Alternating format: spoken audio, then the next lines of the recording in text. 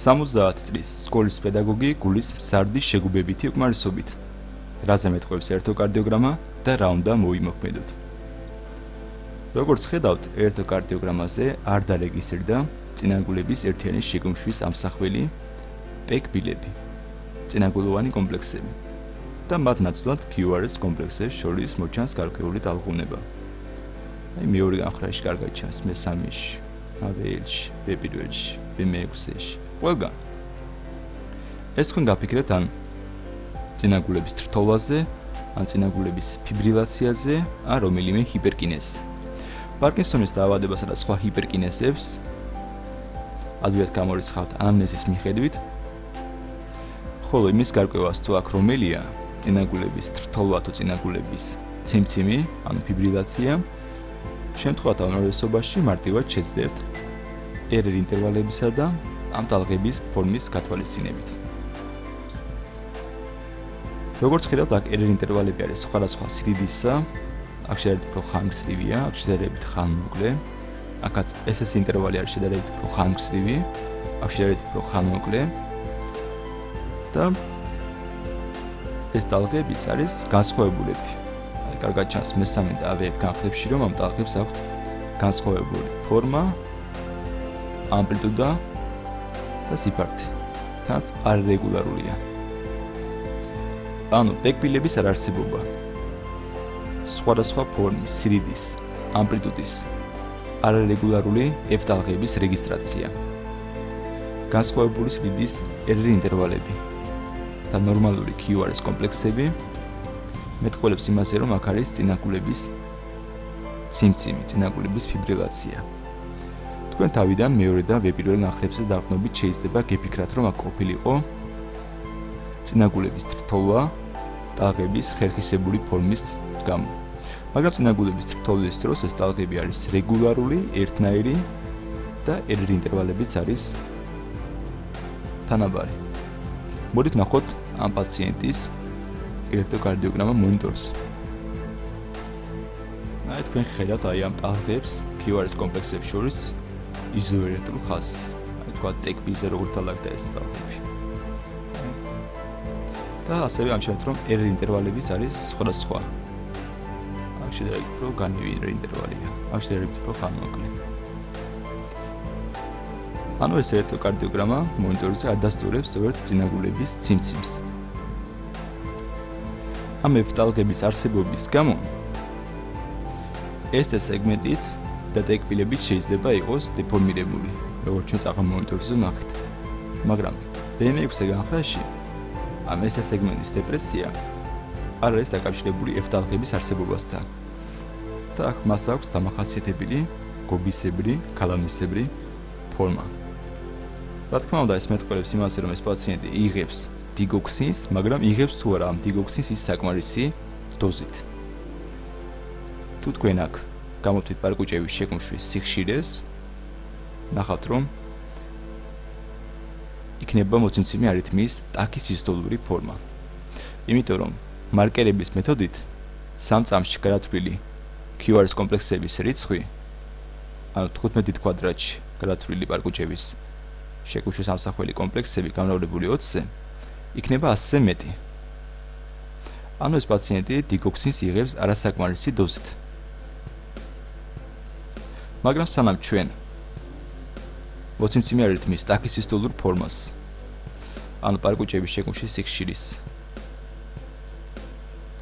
შემცირებას დავიწყებდეთ, მანამდე საჭირო არის დიგოქსინის კონცენტრაციის განსაზღვრა სისხლში და მხოლოდ ამის შემდეგ დიგოქსინის დოზის გაზრდა პაციენტისთვის. პარკუჭების გახშირებულ შეკუმშვას ასევე შეიძლება შევეცადოთ შევამციროთ ანგიოტენზინ გარდაქმნილი ფერმენტის ინჰიბიტორებისა და დიურეზული საშუალებების დანიშვნით. ასევე საჭირო არის, რა თქმა უნდა, ანტიკოაგულაციურ თერაპიის ჩატარებაც ამა თუ იმ ფორმით, ვინაიდან არ წარმოიქმნას თრომბები. ასევე აუცილებელი არის ფარისებრი ჯირკვლის ფუნქციური მდგომარეობის შესწავლაც. იმიტომ რომ წინაგულების თოლვასაც და წინაგულების სიმციმსაც დაახლოებით ერთნაირი მიზეზები აქვთ. ეს შეიძლება იყოს მიტრალური სტენოზი, რის გამოც ფართოვდება მარცხენა წინაგული. ეს შეიძლება იყოს მიოკარდიუმის ინფარქტი, კარდიოსკლეროზი, კორონაროსკლეროზი, ან ფარისებრი ჯირკვლის ჰიპერფუნქცია, თირეოტოქსიკოზი. ვინაიდან აქ ჩვენ არ გვაქვს პათოლოგიური ქიუ-კბილები, რომელიც მიოკარდიუმის ინფარქცია იმერტყველებდა. არ გვაქვს კარდიოსკლეროზის ან კორონაროსკლეროზის ამსახველი ცვლილებები. ამიტომაც ჩვენ ვიწყებთ ფარისებრი ჯირკვლის ფუნქციის შეფასებას მისი ჰორმონებისა და ჰიპოფიზის ჰორმონების შეფასებით სისხლში. დასკვნის სახით შეიძლება ითქვას, რომ ელექტროკარდიოგრამაზე ასახული იყო დიგოქსინის ეფექტი BM6 განხრაში. ეს სეგმენტის დეპრესიის სახით და წინაგულების ფიბრილაცია განსხვავებული ერრი ინტერვალებისა და სხვადასხვა ფორმის ტალღების არსებობით QRS კომპლექსებს შორის. წინაგულების ფიბრილაცია, ანუ მოცემცემი არითმია, ამ დარღვევა, რომლის დროსაც წინაგულების ცალკეული ბოჭკოები, მიოფიბრილები იგუმშება არარეგულარულად. წინაგულებში არსებული მრავლობითი ექტოპიური აგზნების კერის არსებობის გამო.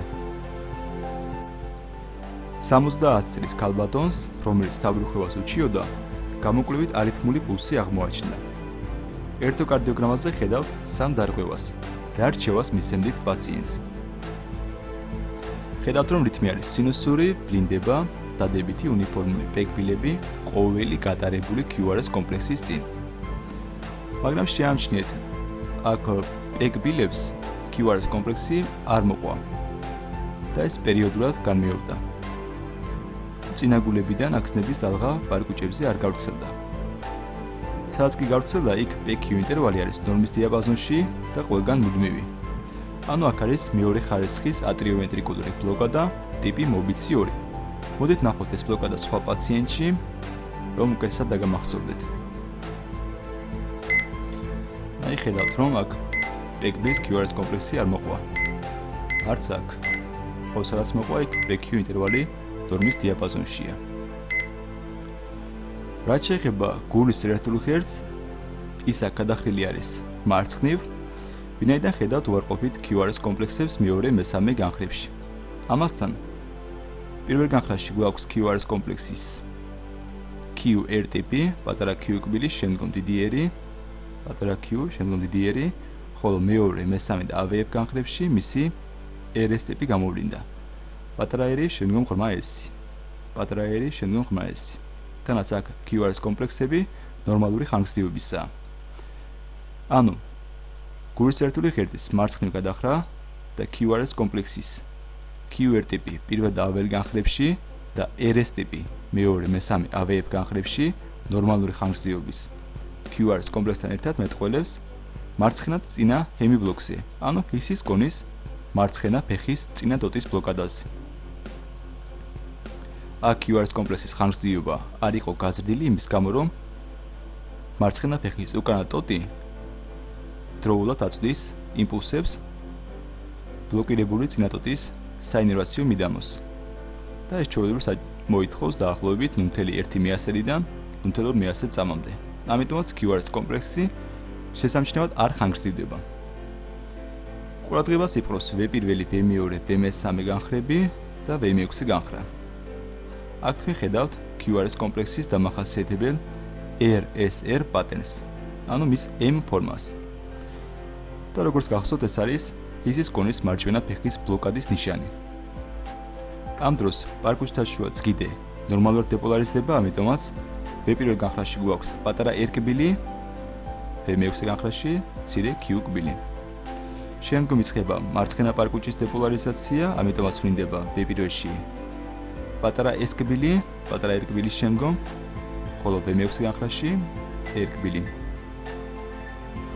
მერე მოსდევს უკვე ბოლოს მარჯვენა პარკუჩის დეპოლარიზაცია, ამიტომაც V1 განხრაში ჩნდება უკვე მეორე დიდი R კბილი. ხოლო V6 განხრაში გვაქვს უკვე S კბილი. ამიტომაცა რომ V1-ში, V2-ში და V3-ში გამოვლინდა RSR პატერნი. პირველი პატარა R კბილი და მეორე დიდი R კბილი. ანუ ელექტროკარდიოგრამაზე გვაქვს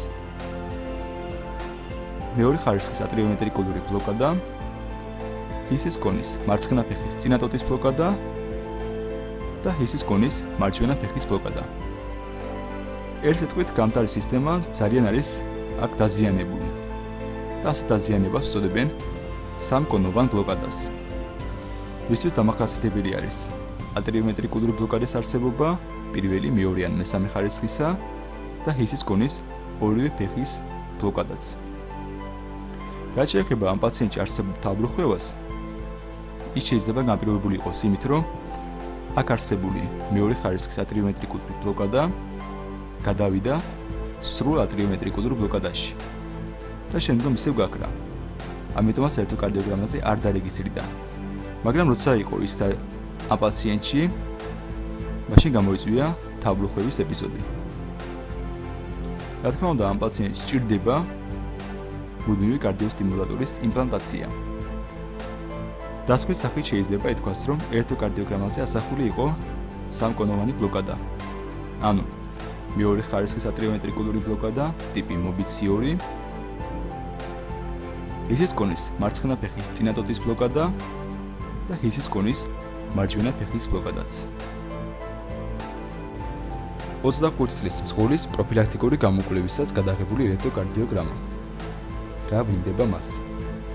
თავიდანვე აღნიშნავ, რომ ამ ელექტროკარდიოგრამას აქვს ძალიან უჩვეულო სახე და მოდი თანამშრომლობით გავარჩიოთ ის.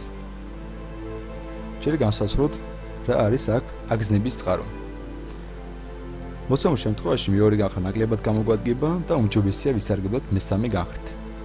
ხედავთ დარეგისტრირდა დადებითი უნიფორმული ერთმანეთის მსგავსი ბექბილები ყოველი QRS კომპლექსის წინ. მესამე განხრაში. ანუ აგზნების წყარო არის სინოატრიული კვანძი და რითმი სინუსურია.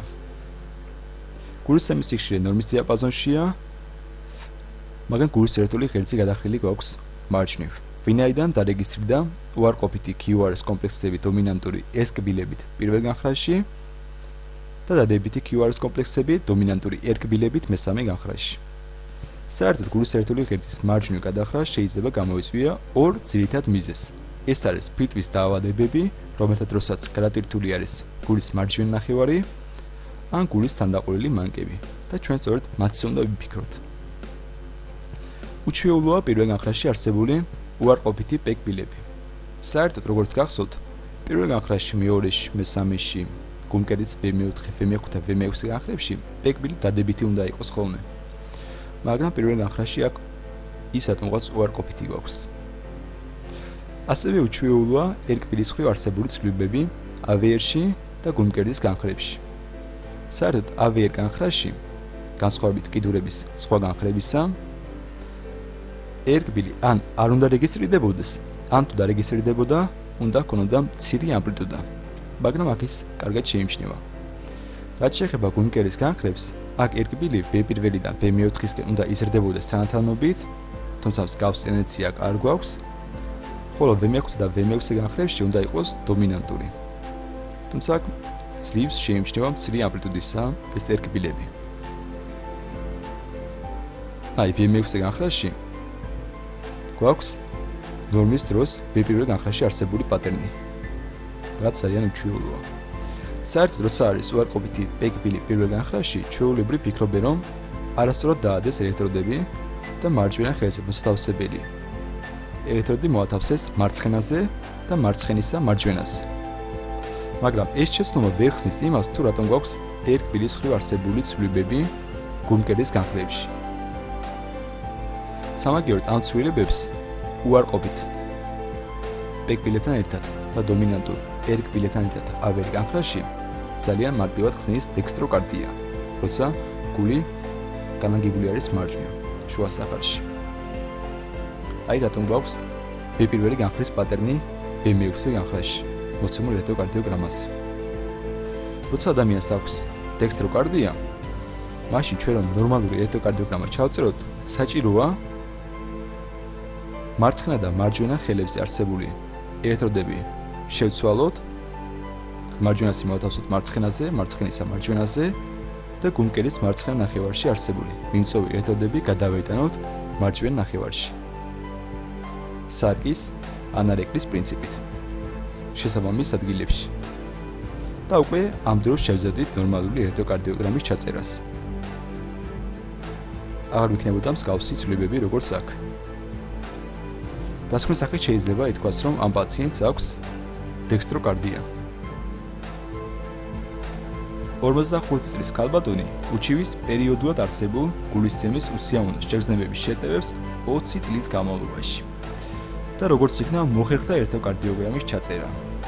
აშკარაა, რომ ჩაიწერა სწორედ შეტევის დროს. რასთან არის დაკავშირებული მისი ჩივილი და რას მოიმოქმედებთ. ხედავთ, რომ არის ტაკიკარდია ვინაიდან RR ინტერვალები შეესაბამება 1/9 დიდ კვადრატს. ანუ გულისცემის სიხშირე არის 300 გაყოფილი 1/9-ზე 200 წუთში. QRS კომპლექსები არ არის დეფორმირებული, მაგრამ ვიწროა. ეს იმაზე მეტყველებს, რომ ეს ტაკიკარდია არის სუპრავენტრიკულური.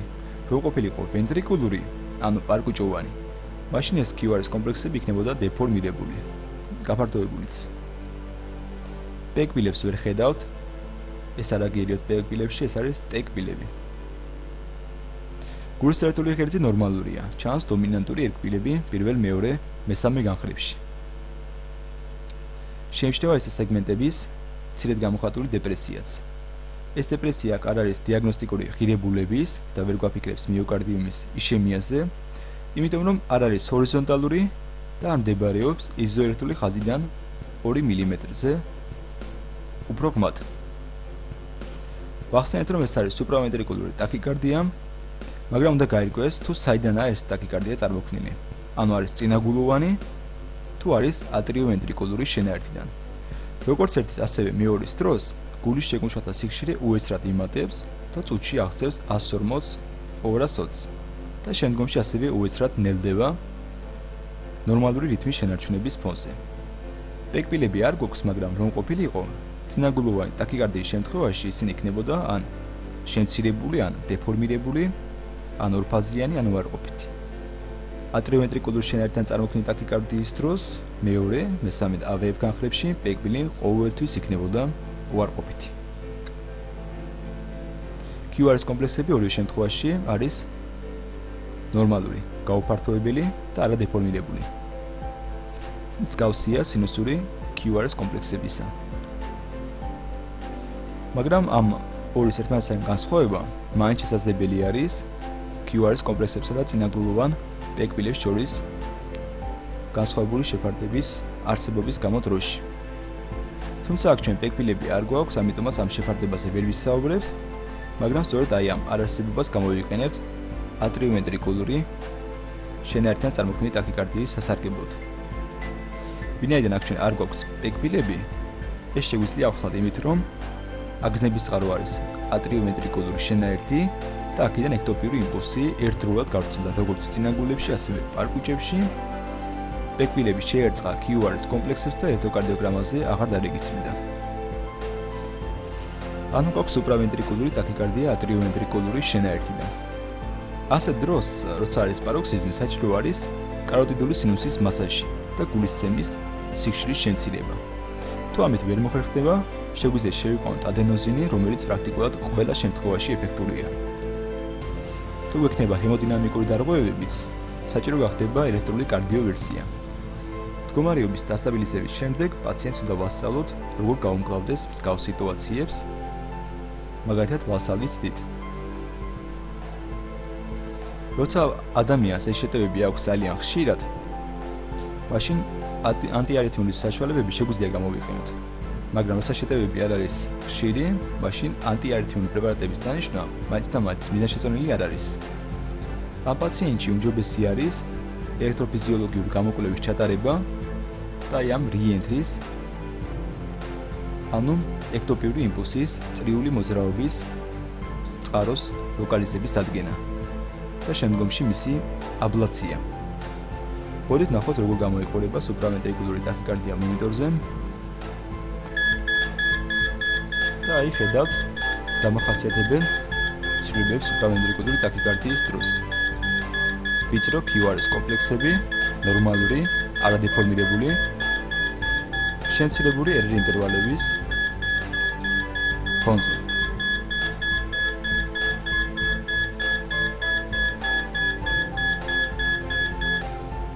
დასკვნის სახით შეიძლება ითქვას, რომ ელექტროკარდიოგრამაზე ასახული იყო სუპრავენტრიკულური ტაქიკარდია ატრიოვენტრიკულური რჩენა ერთიდან. 60 წლის ქალბატონი გამოხატული ქოშინით, რომელიც წლებია უძლიერდება. საუღლე ვენებში წნევა მომატებული აქვს. როგორ ფიქრობთ, რა სჭირს? საინტერესო კლინიკური შემთხვევა და უამრავი დასამახსოვრებელი ცვლილებაა მოცემულ ელექტროკარდიოგრამაზე. მოდით თანათანობით გავარჩიოთ. რა თქმა უნდა, ვიწყებთ რითმის შეფასებით და ხედავთ, რომ აქ რითმი არის სინუსური. ვინაიდან გვაქვს დადებითი, უნიფორმული, თუმცა მაღალი და წამახვილებული პეკბილები ყოველი პარკუჭოვანი კომპლექსის წინ. თანაც აქ პეკბილები იმდენად მაღალი და გამოხატულია, რომ მათ ფონზე QRS-ები უბრალოდ არ ჩანს. ეს ინტერვალი აქ შეესაბამება 10.5 პატარა კვადრატს, ანუ გულისცემის სიხშირე არის 140 წუთში. 1500 გაყოფილი 10.5-ზე. ანუ გვაქვს სინუსური ტაქიკარდია. ეს საკმაოდ ამაფორიაქებელი სიმპტომია. V4-ში, V5-ში და V6-ში თქვენ ხედავთ ერთეულ ექსტრასისტოლებს. ეს ექსტრასისტოლა უნდა იყოს პარკუჭოვანი, ვინაიდან განსხვავდება მის წინ არსებული სინუსური კომპლექსებისგან. ხედავთ, რომ აქ არის გაფართოებულია დეფორმირებული QRS-ები და მათში ST სეგმენტი და T კბილი ძირითადი კბილის, ანუ R კბილის საპირისპირო მიმართულებისაა. ესევით, ესენი ქვევით. და ვინაიდან ამ განხრებს შესრულება. ამიტომაც ეს არის მარჯვენა პარკუჭოვანი ექსტრასისტოლა. როგორც გახსოვთ, მას არ ახასიათებს სრული კომპენსატორული პაუზა, რომელიც აქ არ ჩანს. დაუბრუნდეთ ჩვენს მაღალ და წამახვილებულ პეკბილებს, რომლებიც კარგად ჩანს მეორე განხრაში, მესამეში და ავეებში. ამ განხრებში ასეთი მაღალი პეკბილების რეგისტრაცია მეტყველებს მარჯვენა წინაგულის ჰიპერტროფიაზე. რაც შეეხება გულის ელექტრულ ხერხს, ის გადახრილი არის მარჯვნივ, ვინაიდან გვაქვს უარყოფითი QRS კომპლექსები პრედომინანტური S კბილებით პირველ განხრაში და იმავდროულად დომინანტური R კბილებით მესამე განხრაში. გულის ელექტრული ხერხი მარჯვნივ იხდება მაშინ, როდესაც არის ან ფილტვის ქრონიკული დაავადებები, რომელთა ფონზეც გულის მარჯვენა ნახევარი არის გადატვირთული, ან არის გულის თანდაყოლილი მანკები. ახლა პაციენტის 60 წლის არ იქნება ცნელი მის მიხედვით, რომ აქ იქნება ფილტვის ქრონიკული დაავადებები. მოდით არ გავუსწრებთ მოვლენებს და გავარჩიოთ ბოლომდე ელექტროკარდიოგრამა. პირველ განხრაში თქვენ ხედავთ დომინანტურ R კბილებს. დომინანტური R კბილები პირველ განხრაში გულის ელექტრული ხერხის მარჯვენა გადახრასთან ერთად მეტყველებს მარჯვენა პარკუჭის ჰიპერტროფიაზე. ანუ ეს ცვლილებები მარჯვენა პარკუჭის ჰიპერტროფიაზე, მაღალი და წამახვილებული პეკბილები მარჯვენა წინაგულის ჰიპერტროფიაზე. დამავიწყდა მეთქვა, რომ აქ PQ ინტერვალი ნორმის დიაპაზონშია და არ არის გაზრდილი. რაც შეეხება S კბილებს, რომლებიც ძალიან ღრმა არის V6 განხრაში, ეს ღრმა S კბილები ამ განხრაში მარჯვენა პარკუჭოვანი QRS კომპლექსების არსებობასთან ერთად მეტყველებს იმაზე, რომ გული მობრუნებული არის საათის სიძრის მიმართულებით საკუთარი ღერძის გასწვრივ. როგორც გახსოვთ, გარდამავალი ზონა ჩვეულებრივ მდებარეობს V3, V4 განხრებში. ანუ ამ განხრებში R და S კბილების ამპლიტუდა თითქმის თანაბარია. მაგრამ აქ ასე არ არის და აქ მარცხენა პარკუჭოვანი კომპლექსები V5-ში და V6-ში არ გვაქვს. ანუ გარდამავალი ზონა V6 განხრის მარცხნივაა. ვინაიდან ეს ელექტროკარდიოგრამა მთლიანად მარჯვენა მხრივია, მარჯვენა მხრივ ბრჭყალებში, ამიტომაც ვივარაუდებთ, რომ ეს ცვლილებები განპირობებული არის ფილტვის ქრონიკული დაავადებებით. ან კიდევ ფილტვის არტერიის რეციდივირებადი თრომბოემბოლიით. ანამნეზი მეტყველებს იმაზე, ანუ ქოშინის არსებობა წლების მანძილზე, რომ აქ არის ფილტვის ქრონიკული დაავადება, რომელიც განვითარდა თანათანობით და თანაც პროგრესირებს. საუღლე ვენებში წნევის მომატება კი განპირობებული არის ქრონიკული ფილტვისმიერი გულის არსებობით. როგორც ვახსენეთ, სინუსური ტაქიკარდია მაფორიაქებელი სიმპტომია აქვს, ასე ვთქვათ, და გვაფიქრებინებს სუნთქვით უკმარისობაზე. დასკვნის სახით შეიძლება ითქვას, რომ ამ ელექტროკარდიოგრამაზე წარმოდგენილი იყო სინუსური ტაქიკარდია 140 წუთში, პარკუჭოვანი ექსტრასისტოლები, მარჯვენა წინაგულისა და მარჯვენა პარკუჭის ჰიპერტროფია და გულის მოbrunება საათის ისრის მიმართულებით. ეს ყველაფერი მთლიანობაში მეტყველებს ფიტვის ქრონიკულ დაავადებაზე. 60 წლის მამაკაცი ამბულატორიულად მკურნალობს ქოშინის გამო, რომელიც მას უეცრად განუვითარდა 2 თვის წინ.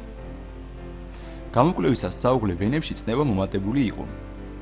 ფიტვის ქვერაწილებში სველი ხიხინი, გულის წვერვალზე კი პათოლოგიური მესამე ტონი მოისმინება. რაზე მეტყველებს ელექტროკარდიოგრამა და შეესაბამება თუ არა კლინიკურ სურათს, რას მოიმოქმედებთ.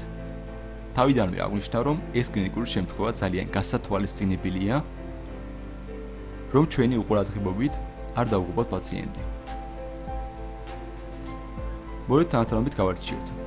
ხედავთ, რომ გულის რიტმი არის სინუსური, ვლინდება დადებითი უნიფორმული ბექბილები, ყოველი QRS კომპლექსის წინ და გულის ერთული ღერძიც ნორმალურია. გვაქვს დომინანტური ერკბილები პირველ-მეორე განხრებში. ჩვენს ყურადღებას იპყრობს ღრმა Q-კბილები B2 განხრაში, B3 განხრაში და B4 განხრაში. ეს Q-კბილები განსაკუთრებით ფართოა B4 განხრაში და განსაკუთრებით ღრმა არის B2-ში. იგივე Q-კბილები მცირე და გამოხატული პირველ განხრაში და AVL-ში. ბუნკერის ამავე განხრებში ამჩნევთ ST სეგმენტის ელევაციებს და უარყოფით დეკბილებს. ელევირებული ST სეგმენტი უარყოფით დეკბილებთან ერთად.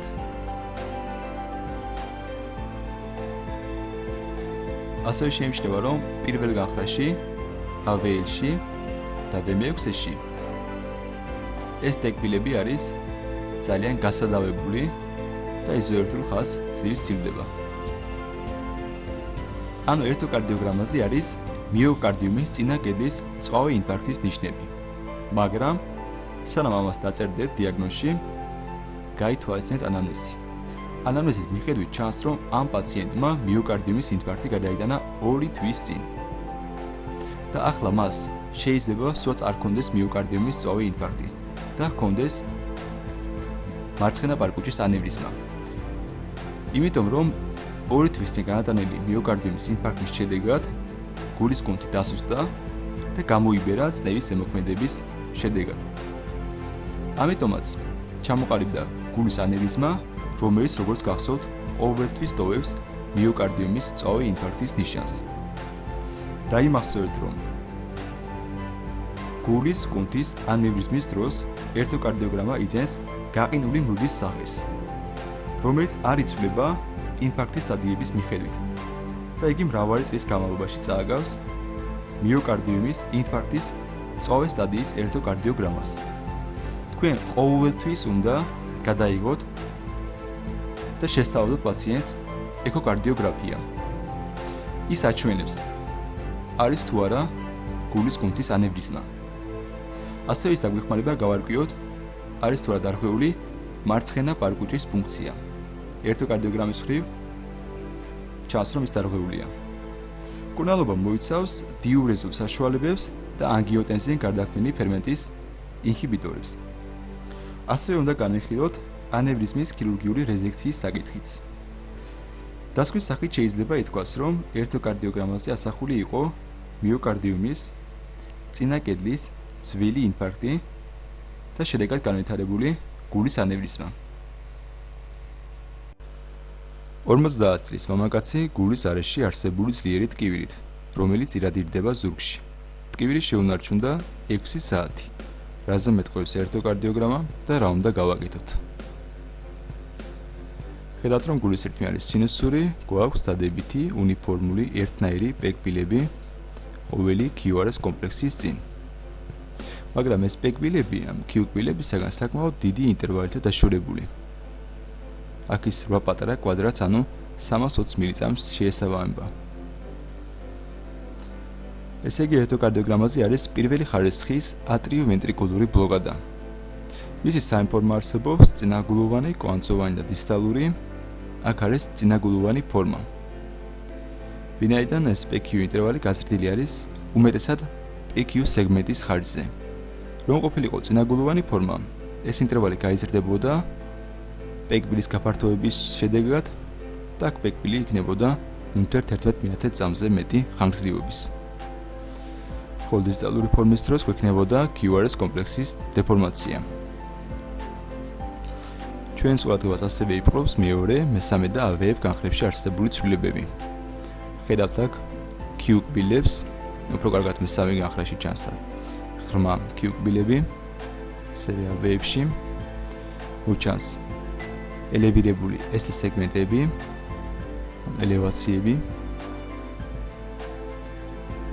და ინვერტირებული უარყოფითი ტეკბილები. ანუ გარდა პირველი ხარისხის ატრიოვენტრიკულური ბლოკადისა, აქ ჩანს მიოკარდიუმის ქვედა კედლის მწვავე ინფარქტი, უკანა დიაფრაგმული ინფარქტი. აქ არსებული Q კბილები და ST სეგმენტის ელევაციები შეესაბამება ტკივილის 6 საათიან ხანგრძლივობას.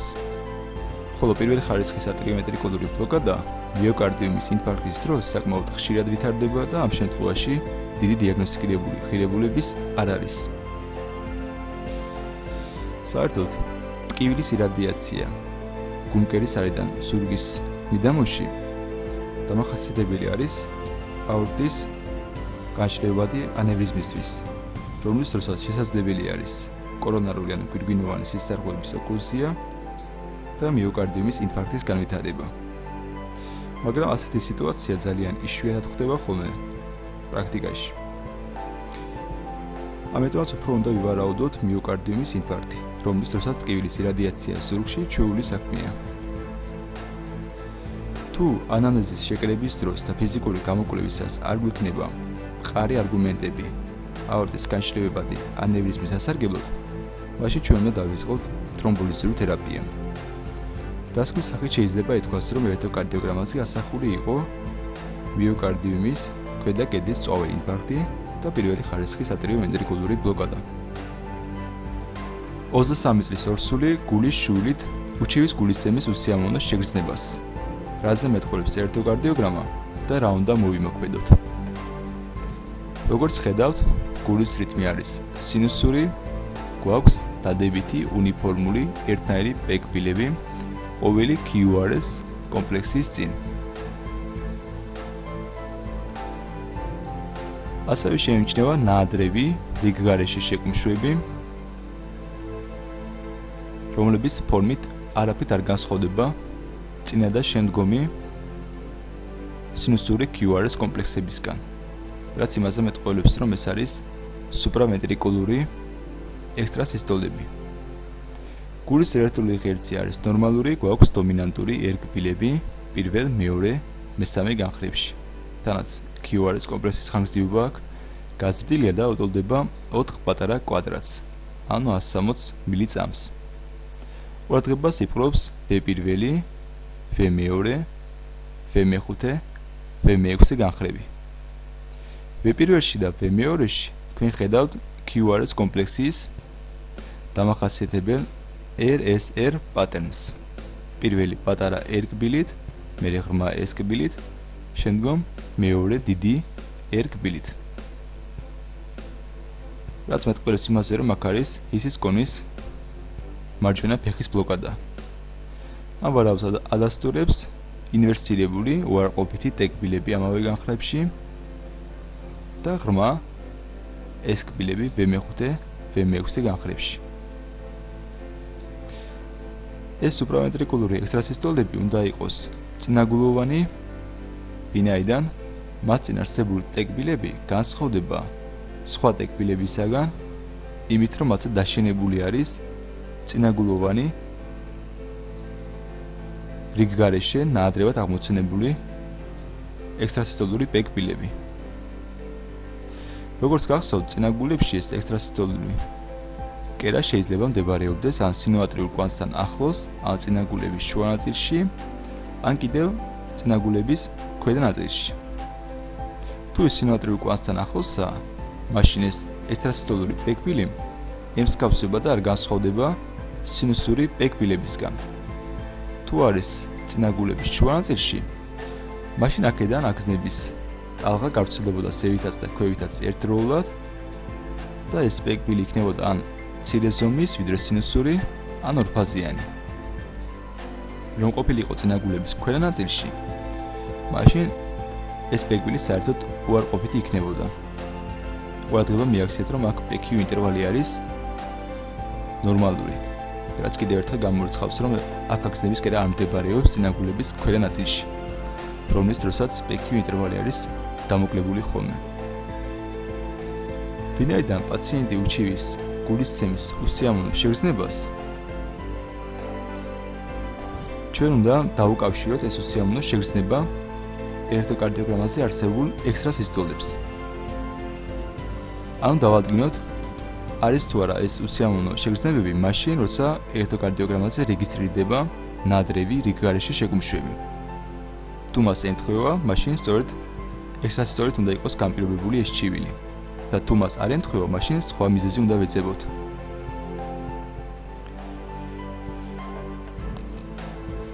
იზის კონის მარჯვენა ფეხის ბლოკადა 23 წლის ორ სულში და საერთო ახალგაზრდებში შეიძლება განპირობებული იყოს შემთხვევათა აბსოლუტურ უმრავლესობაში წინაგულთაშორისი წგიდის დეფექტით. და აი ამ ვარაუდის დასასრულებლად საჭირო არის ეკოკარდიოგრაფიული კვლევის ჩატარება. რაც შეეხება გულის შვილს, ის ორსულობის დროს ჩვეული მოვლენაა და განპირობებული არის გულის მიერ გადმოტყორცნის სისხლის მოცულობის გაზრდით ორსულობის მთელი პერიოდის მანძილზე. დასკვნის საკითხი შეიძლება ითქვას, რომ ელექტროკარდიოგრამაზე ასახული იყო წინაგულოვანი ექსტრასისტოლია და ჰისის კონის მარჯვენა ფეხის ბლოკადა. 9 წლის გოგონა, რომელსაც სკოლაში ჩატარებული პროფილაქტიკური კვლევის დროს გამოუვლინდა გულის შუვილი. ჩივილები არ აქვს, რა შეიძლება ვთქვათ ელექტროკარდიოგრამით შუვილთან დაკავშირებით. მოდით ჯერ გამსაცხოთ, რა არის აგზნების წყარო. აქედან ხედავთ დადებით უნიფორმულ პეკბილებს ყოველი QRS კომპლექსის წინ. ანუ აგზნების წყარო არის სინოატრიული კვანძი, რითმი სინუსურია. გულის წერტული ღერძის ნორმალურია, გვაქვს დომინანტური ერკბილები პირველ, მეორე, მესამე განხრებში. R ინტერვალი აქ შეესაბამება 3 დიდ კვადრატს, ანუ გულისცემის სიხშირე არის 100 წუთში. თანაც ეს R ინტერვალები ყველგან თანაბარია, რეგულარულია.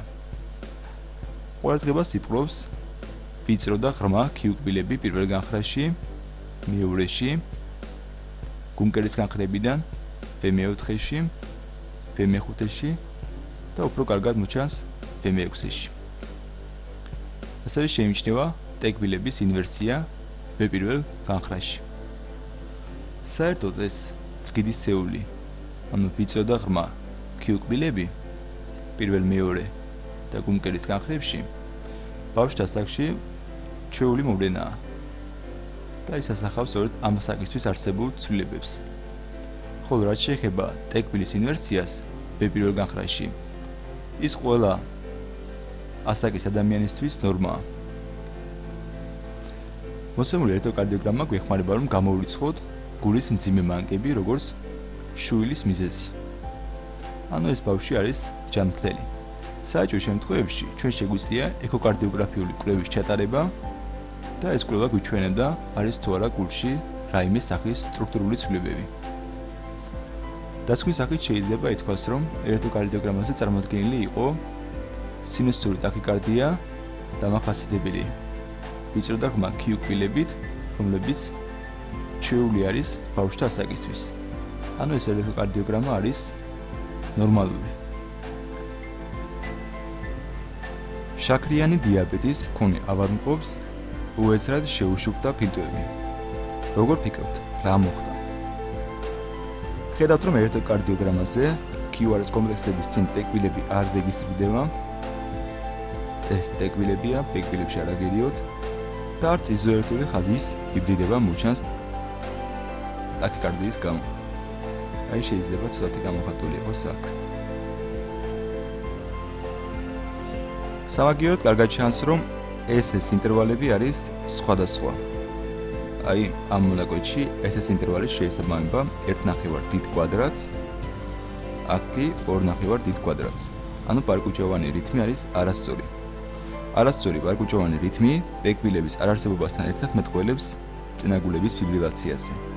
თანაც აქ მისი ტაქისისტოლური ფორმაა, ვინაიდან 15 დიდ კვადრატში არსებული QRS კომპლექსების რიცხვი გამრავლებული 20-ზე არის 180-ის ტოლი. ამჩნევთ, რომ გულის ერთული ღირსი გადახრილი არის მარცხნივ. აი მეორე და მესამე განხრებში მოჩანს უარყოფითი QRS კომპლექსები, დომინანტური S კბილებით. პირველ და AVL განხრებში, როგორც ხედავთ, QRS კომპლექსი არის Q1 ტიპისა.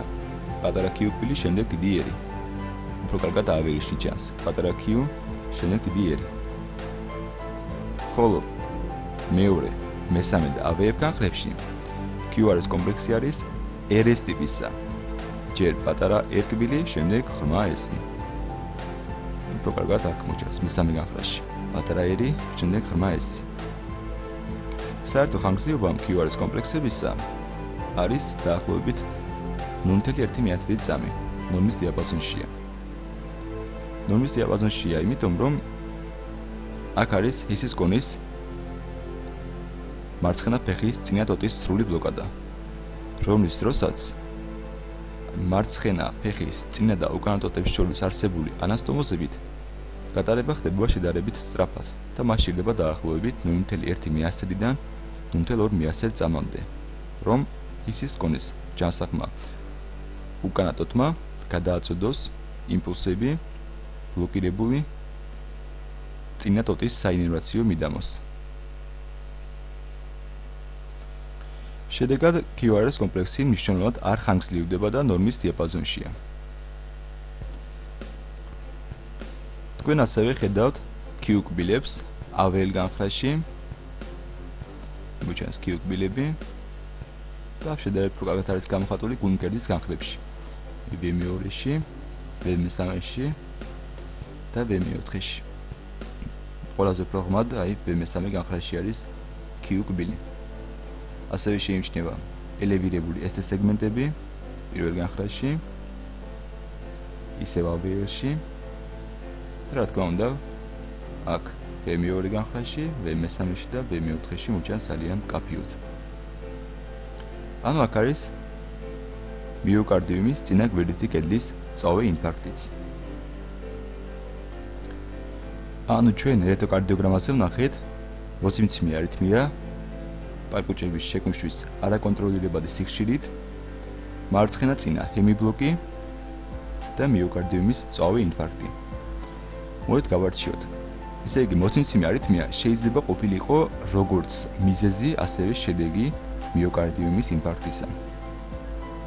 ვინაიდან ამ მოციმცემი არითმიის დროს ჰქონდა ტაქისისტოლური ფორმა, შეიძლება სწორედ აი ამ ტაქიკარდიას ნაწილობრივ აეხსნა რიტმების შეშუქების განვითარება ამ პაციენტში. ჰისის კონის მარცხენა ფეხის წინა ტოტის ბლოკადა შეიძლება იყოს მიოკარდიუმის ინფარქტის შედეგი. ხოლო მიოკარდიუმის ინფარქტისთვის დამახასიათებელი ტკივილი ამ პაციენტს იმიტომ არ აქვს, რომ მან ჟღერს შაქრიანი დიაბეტი, რომლის დროსაც ეს ნერვები არის ატროფირებული. დასკვნის სახით შეიძლება ითქვას, რომ ელექტროკარდიოგრამაზე წარმოდგენილი იყო წინაგულების ფიბრილაცია, მარცხენა წინა ჰემიბლოკი და მიოკარდიუმის წინა გვერდითი კედლის წავე ინფარქტი. ახალგაზრდამ ბოლელი გულის არეში არსებული არასპეციფიკური ხასიათის ტკივილით, რაზე მეტყველებს ელექტროკარდიოგრამა და როგორ იმოქმედებს. ხედავთ, რომ გულის რიტმი არის სინუსური, გვაქვს დადებითი უნიფორმული ბეკვილები ყოველი პარკუჭოვანი კომპლექსის წინ და გულის ერთული ღერძის ნორმალურია. გვაქვს დომინანტური ერკბილები პირველ, მეორე, მესამე განხრებში. QRS კომპლექსების ფორმა, ხანგრძლივობა ასევე ნორმალურია, მაგრამ ჩვენს ყურადღებას იპყრობს უარყოფითი ტეკბილები მესამე განხრაში და AVF-ში. ეს ტეკბილი ორფაზიანია B4-ში და გასადავებული არის B5-ში და B6-ში. აქ ქვედა განხრებში მესამეში და ვეებში ეს ცვლილება შეიძლება მეტყველებდეს მიოკარდიუმის იშემიაზე. ხოლო გვერდით განხრებში არსებული ცვლილებები არასპეციფიკური ხასიათისაა. როცა მსგავს სიტუაციებში მოხვდებით, ჩვენ სრულად უნდა ორიენტირდეთ კლინიკურ გამოვლინებებზე.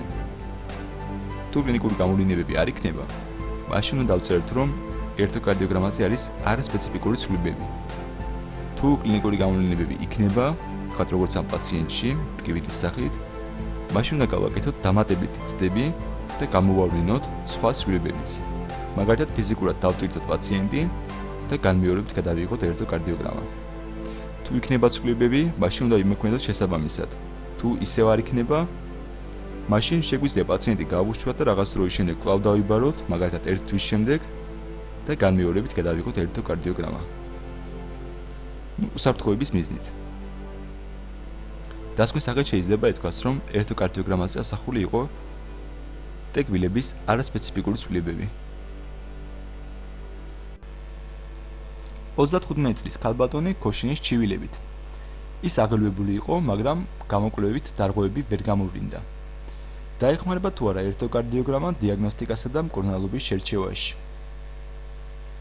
ჩვენ ვიცხებთ, რა თქმა უნდა, რითმის შეფასებით ხედავთ, რომ რითმი არის სინუსური, გვაქვს ადებითი უნიფორმული ერთმანეთის მსგავსი ტეკბილები ყოველი პარკუჭოვანი კომპლექსის წინ. ერერ ინტერვალი შეესაბამება 2.5 დიდ კვადრატს, ანუ გულისცემის სიხშირე არის 120 წუთში. გულის ერთული ღერძი ნორმალურია, გვაქვს დომინანტური ერკბილები და ნორმალური ასევე QRS კომპლექსის ფორმაც და ხანგრძლივობაც. შეიმჩნევა უარყოფითი ინვერსირებული ტეკბილები მესამე განხრაში, თუმცა AVF-ში არ გვაქვს. ასევე ამჩნევთ, რომ განხრების აბსოლუტურ უმრავლესობაში ტეკბილები არის გასადავებული და ტეკბილები უფრო კარგად ჩანს ვიდრე T. აი მაგალითად P უფრო კარგად გამოხატული ვიდრე T. თუნდაც აქ.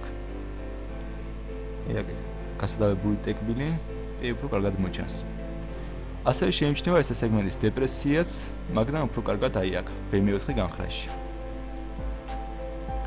ანუ ელექტროკარდიოგრამაზე სინუსური ტაქიკარდიის გარდა სხვა რაიმე სპეციფიკური ცვლილება არ გვაქვს. ეს სინუსური ტაქიკარდია შეიძლება ახსნათ იმით, რომ ეს პაციენტი არის ფსიქოემოციურად გადაძაბული, აღელვებული. მაგრამ არ უნდა დაგვავიწყდეს სხვა მიზეზების, როგორებიცაა ორსულობა, სისხლდენა და ანემია, თირიოტოქსიკოზი, ბერიბერი, ნახშირორჟანგის კონცენტრაციის მომატება სისხლში. რაც შეეხება ეს სეგმენტისა და ტეკბილების მხრივ არსებულ ცვლილებებს, ისინი შეიძლება განპირობებული იყოს დისპნოეთი, ჰიპერვენტილაციის შედეგად. ვინაიდან არ გვაქვს რაიმე ხელშესაჭირი ცვლილება, ამიტომაც ვერ დავსვამთ ვერც დიაგნოზს და ვერც რაიმე მკურნალობის ტაქტიკას შევარჩევთ. თუ ფიზიკური გამოკვლევებით არაფერი დადგინდა, მაშინ ეს პაციენტი უნდა ჩავთვალოთ ჯანმრთელად. დასკვნის სახით შეიძლება ითქვას, რომ ელექტროკარდიოგრამაზე ასახული იყო ეს სეგმენტისა და ტეკბილების არასპეციფიკური ცვლილებები. ექიმი ინტერნი აღელვებული იყო მოცემული ელექტროკარდიოგრამით, რომელიც ცნობიერება დაკარგული ინსულტის მქონე 80 წლის მამაკაცს გადაუღო. როგორ ფიქრობთ, რას არ მიაქცია ინტერნმა ყურადღება? ნახოთ, რას არ მიაქცია. ხედავთ, რომ გულის რითმი არის რეგულარული, ვინაიდან RR ინტერვალები, ასევე SS ინტერვალები არის თანაბარი. თანაც აქ RR ინტერვალი შეადგენს 5 დიდ კვადრატს, ანუ გულისცემის სიხშირე არის 60 წუთში.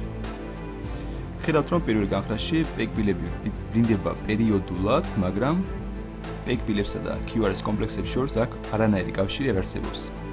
ტეკბილი ხან მასთან ახლოსაა, ხან შედარებით შორს. გულის ერთული ღერძი გადახრილი არის მარცხნივ, ვინაიდან მეორე და მესამე განხრებში QRS კომპლექსები უარყოფითია. ისე QRS კომპლექსების წინ თქვენ ყველგან ხედავთ გარკვეულ ელექტრულ აქტივობას ხაზების სახით. ეს არის სპაიკები და სწორედ ალბათ ამას ვერ მიაქცია ინტერნმა ყურადღება. ალბათ ვერ დაინახა მარცხენა ლავიწის ქვემოთ კანქვეშ იმპლანტირებული კარდიოსტიმულატორი, რომლის მოქმედების შედეგადაც ჩნდება სწორედ ეს სპაიკები. QRS კომპლექსები, როგორც ხედავთ, აქ არის გაფართოებული. მათი ხანგრძლივობა 4 პატარა კვადრატს, ანუ 160 მილიწამს შეესაბამება. თქვენ ასევე ხედავთ დეკბილების ინვერსიას პირველ განხრაში და AVR-ში. საერთოდ, ფართო QRS კომპლექსები მეტყველებს იმაზე, რომ აქ არის ან სუპრავენტრიკულური რითმი, ისის კონის ფეხის ბლოკადასთან ერთად, ან არის პარკუჭოვანი რითმი. ხოლო პერიოდულად წარმოქმნილი პეკბილები მიგვანიშნებს, რომ პაციენტის ბაზისური რითმი, სანამ კარდიოსტიმულატორს ჩაუდგამდნენ, იყო სრული ატრიოვენტრიკულური ბლოკადა. მოდით ნახოთ, როგორ შეიძლება ჩანდეს ეს სრული ატრიოვენტრიკულური ბლოკადა მუდმივი კარდიოსტიმულატორის იმპლანტაციამდე. აი, თქვენ ხედავთ სრულ ატრიოვენტრიკულურ ბლოკადას და ამჩნევთ, რომ პეკბილებსა და QRS კომპლექსებს შორის აქ კავშირი არ არის. პეკბილი ჯერ აქ გვაქვს, მერე აქ, მერე ისევ აქ, მერე აქ. ანუ ხანსად.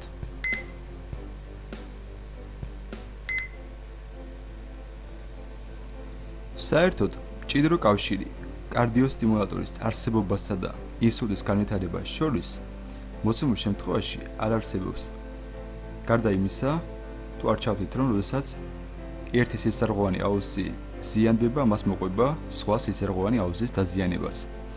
ანუ როგორც ჩანს, ამ პაციენტს აქვს ათეროსკლეროზი, როგორც გვირგვინოვანი სისხლძარღვებისა, ასევე ცერებრული სისხლძარღვებისაც, რამაც გამოიწვია ერთ შემთხვევაში სრული ატრიოვენტრიკულური ბლოკადა და მეორე შემთხვევაში ინსულტი.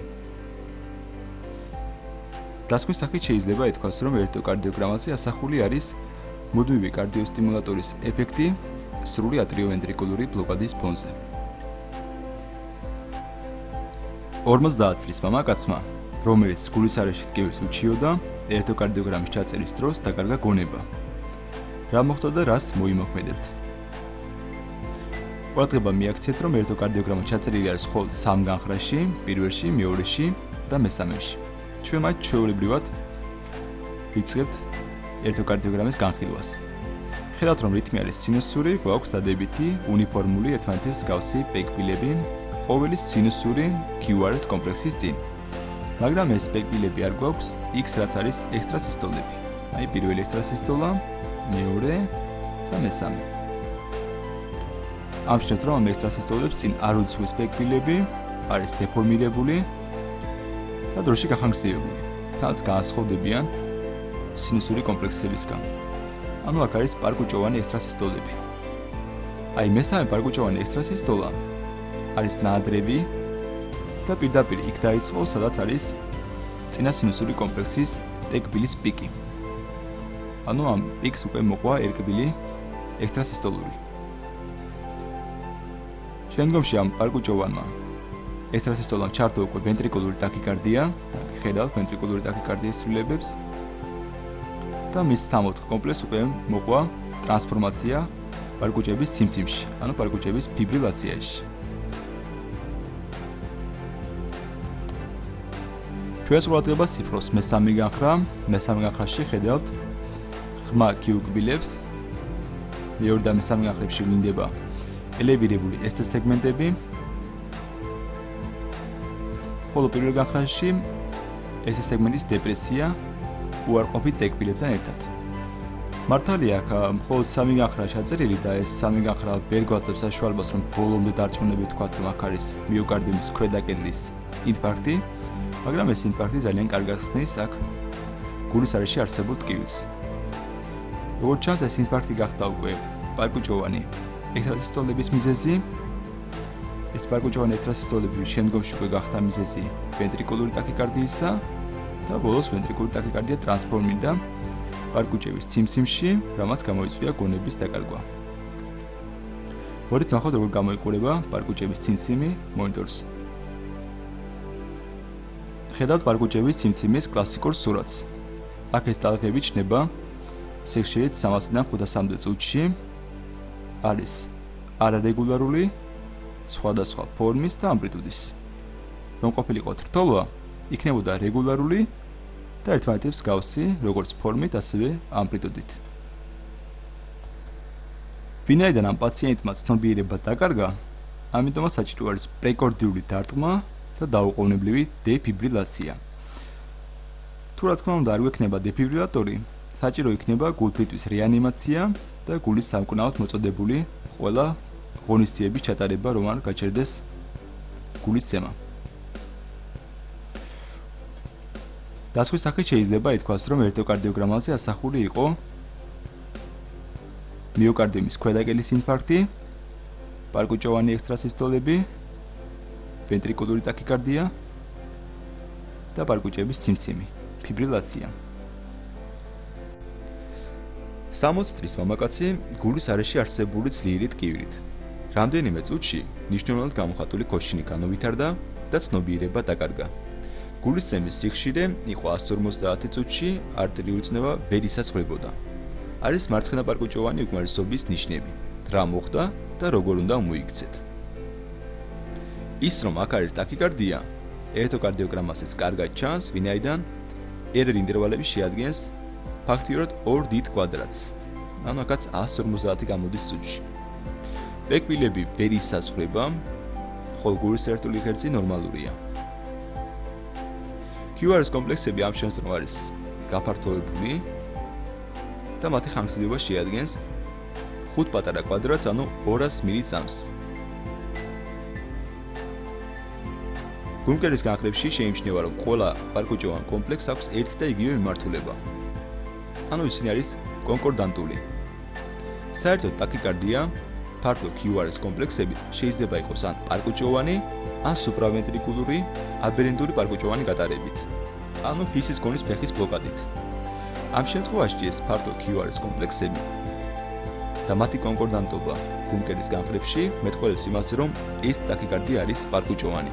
თანაც ნებისმიერი ტაქიკარდია ფართო QRS კომპლექსებით, რომელიც განვითარდება მიოკარდიუმის ინფარქტის მქონე პაციენტში, უნდა ჩაითვალოს პარკუჭოვან ტაქიკარდიად. ანამნეზიდან ირკვევა, რომ პაციენტს ჯერ ჰქონდა მიოკარდიუმის ინფარქტი და შემდგომ უკვე განუვითარდა პარკუჭოვანი ტაქიკარდია. თუმცა არსებობს იმის შესაძლებლობაც, რომ აქ არსებული ძლიერი ტკივილი შეიძლება განპირობებული ყოფილიყო არითმიით. კიდევ ერთი განსხვავება სუპრავენტრიკულურ და პარკუჭოვან ტაქიკარდიაში შორის არის ის, რომ სუპრავენტრიკულური ტაქიკარდიის დროს თუ თქვენ გააკეთებთ კაროტიდული სინუსის მასაჟს, გულის ცემა დროებით ნორმალიზდება, დროებით, რაღაც შემთხვევებში, ხოლო პარკუჭოვანი ტაქიკარდიის დროს ის არ ნორმალიზდება. ამ პაციენტს აქვს ჰემოდინამიკური დარღვევები, ვინაიდან არტერიული წნევა ვერ ისაცვლებოდა, ან დაბალია ძალიან, და აქვს კიდევ გულის უკმარისობაც. ამიტომაც საჭირო არის გადაუდებელი ელექტრული კარდიოვერსია. სანამ ამ პროცედურისთვის მიმდინარეობს მზადება, შეიძლება ინტრავენულად შეიყვანოთ ლიდოკაინი ან ამიოდარონი. ესე იგი, ელექტროკარდიოგრამაზე გვქონდა პარკუჭოვანი ტაქიკარდია, რომელიც უეცრად იწყება და ასევე უეცრად მცირდება. და ამ დროს გულის ცემის სიხშირე შეადგენს 140-220 წუთში. ჩვეულებრივ რითმი არის სწორი ხოლმე. შეიძლება ალაგ-ალაგ RR ინტერვალები მცირედ იყოს განსხვავებული. უმნიშვნელოდ. QRS კომპლექსები არის გაფართოებული, ხოლო ST სეგმენტს და ტეკბილებს აქვთ მის მიმართ დისკონკორდანტული განლაგება.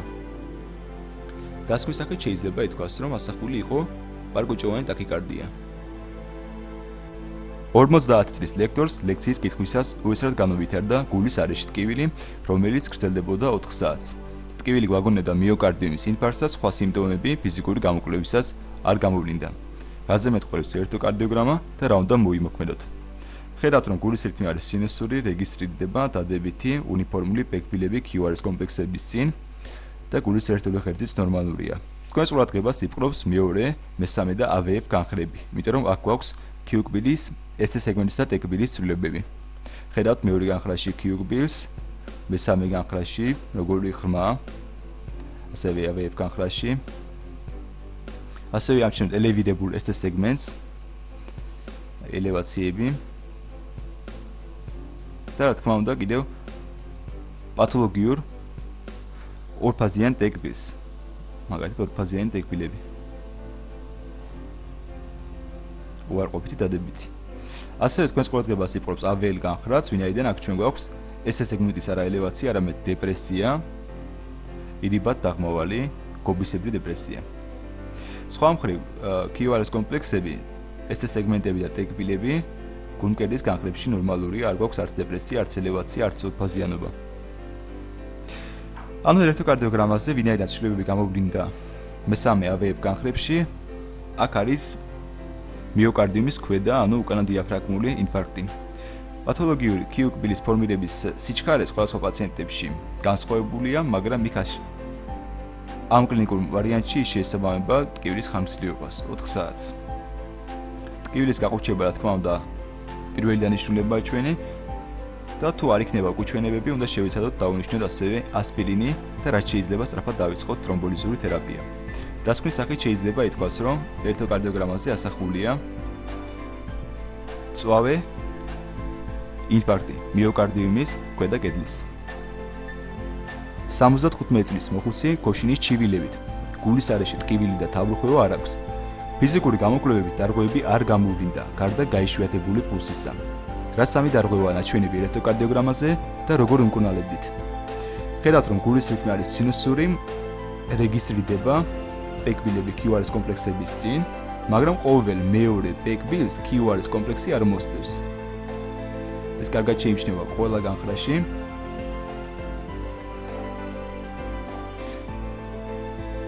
და აი ამის გამო პარკუჩების შეკუმშვის სიხშირე არის გაიშვიათებული. აქ ერთ ინტერვალზე დარწმობით ის შეადგენს 45 წუთში. გულის ერთული ღერძი გადახრილი არის მარცხნივ, ვინაიდან გვაქვს დომინანტური ერკბილი პირველ განხრაში, მაგრამ ეს კბილის პრედომინანტურობა მეორე, მესამე განხრებში. ასევე ამჩნევთ ერკბილის არასაკმარის პროგრესიას B1, B2, B3, B4 განხრებში. აი მცირედ შეიმჩნევა B3-ში, მცირე ამპლიტუდისა B4-ში და ნორმალური ამპლიტუდისა უკვე ხდება B5 განხრიდან. ტეკბილები ნორმალურია. ანუ ელექტროკარდიოგრამაზე ასახული არის მეორე ხარისხის ატრიოვენტრიკულური ბლოკადა, რა თქმა უნდა 2-1 გატარებით და სწორედ ამის გამო აქვს ამ პაციენტს ქოშინი. ამ 2-1 გატარების შედეგად პარკუჩების შეკუმშვის სიხშირე გაიშვიათებულია, რაც გამოვლინდა დისპნოეთი. გულის ერთული ღერძის მარცხნივ გადახრა მეტყველებს იმაზე, რომ აქ არის ისის კონის მარცხნა ფეხის დისტალური ნაწილის დაზიანება, ანუ მარცხნა წინა ჰემიბლოკი და გატარება ხდება უკანა ტოტით. ერკბილის არასაკმარისი პროგრესია B3 განხრაში და მისი მცირე ამპლიტუდა B4 განხრაში მეტყველებს იმაზე, რომ ამ პაციენტს აქვს ადრე გადატანილი მიოკარდიუმის წინა კედლის ინფარქტი. პაციენტს სჭირდება, რა თქმა უნდა, მუდმივი კარდიოსტიმულაცია. ანუ ელექტროკარდიოგრამაზე ასახული სამი დარღვევა არის მეორე ხარისხის ატრიოვენტრიკულური ბლოკადა, მარცხენა წინა ჰემიბლოკი და მიოკარდიუმის წინა კედლის ძველი ინფარქტი. 60 წლის ბიზნესმენს აქვს ტკივილი გულის არეში. პერსონალურმა ექიმმა გადაიღო ელექტროკარდიოგრამა და საკონსულტაციოდ მოგმართათ თქვენ. რა ჩანს ამ ელექტროკარდიოგრამაზე და რას მოიმოქმედებით? ვიწყებთ, რა თქმა უნდა, რითმის შეფასებით, ხედავთ, რომ რითმი არის სინუსური და გულის ერთული ღერძი ნორმალურია. მესამე განხრაში არაფერი ჩაიწერა, იმიტომ რომ ან ელექტროდი იყო არასწორად განთავსებული, ან საერთოდ არ იყო გამოყენებული ჩაწერის დროს. QRS კომპლექსები არის ნორმალური, მათი ფორმაც, ხანგრძლივობაც, მაგრამ ამჩნევთ ST სეგმენტის მცირედ გამოხატულ დეპრესიას პირველ და მეორე განხრებში. ასევე AVR-შიც ძლივ შეიმჩნევა. აი იზოლირებული ხაზი და მის ქვემოთ ST სეგმენტი. სამაგიეროდ კარგად გამოვლინდა B4 განხრაში, B5-ში და B6-ში. პირველ, მეორე და AVR განხრებში ეს დეპრესია არასპეციფიკური ხასიათისაა. B4, B5-ში ვინაიდან ჰორიზონტალური ფორმისაა და იზოლირებული ხაზიდან 2 მმ-ზე უფრო ღრმა დაშორებული, მეტყველებს მიოკარდიუმის იშემიაზე. B6 განხრაში არსებული დეპრესიაც ასევე მეტყველებს იშემიაზე, მაგრამ აქ მისი ფორმა გვაფიქრებს. ხედავთ, რომ არის ქალამნისებრი, გოგბისებრი. ანუ შეიძლება განპირობებული იყოს დიგოქსინის მიღებით და ამის შესახებ ანამნეზში არაფერი იყოს ნათქვამი. საერთოდ ეს სეგმენტის დეპრესია უამრავ მიზეზმა შეიძლება გამოიწვიოს. მაგალითად, ჰიპერვენტილაცია. პათოლოგიებიდან ჰიპოკალიემია, მარჯვენა ან მარცხენა პარკუჭის ჰიპერტროფია, ჰიპოთერმია, მიტრალური სარკმლის პროლაფსმა.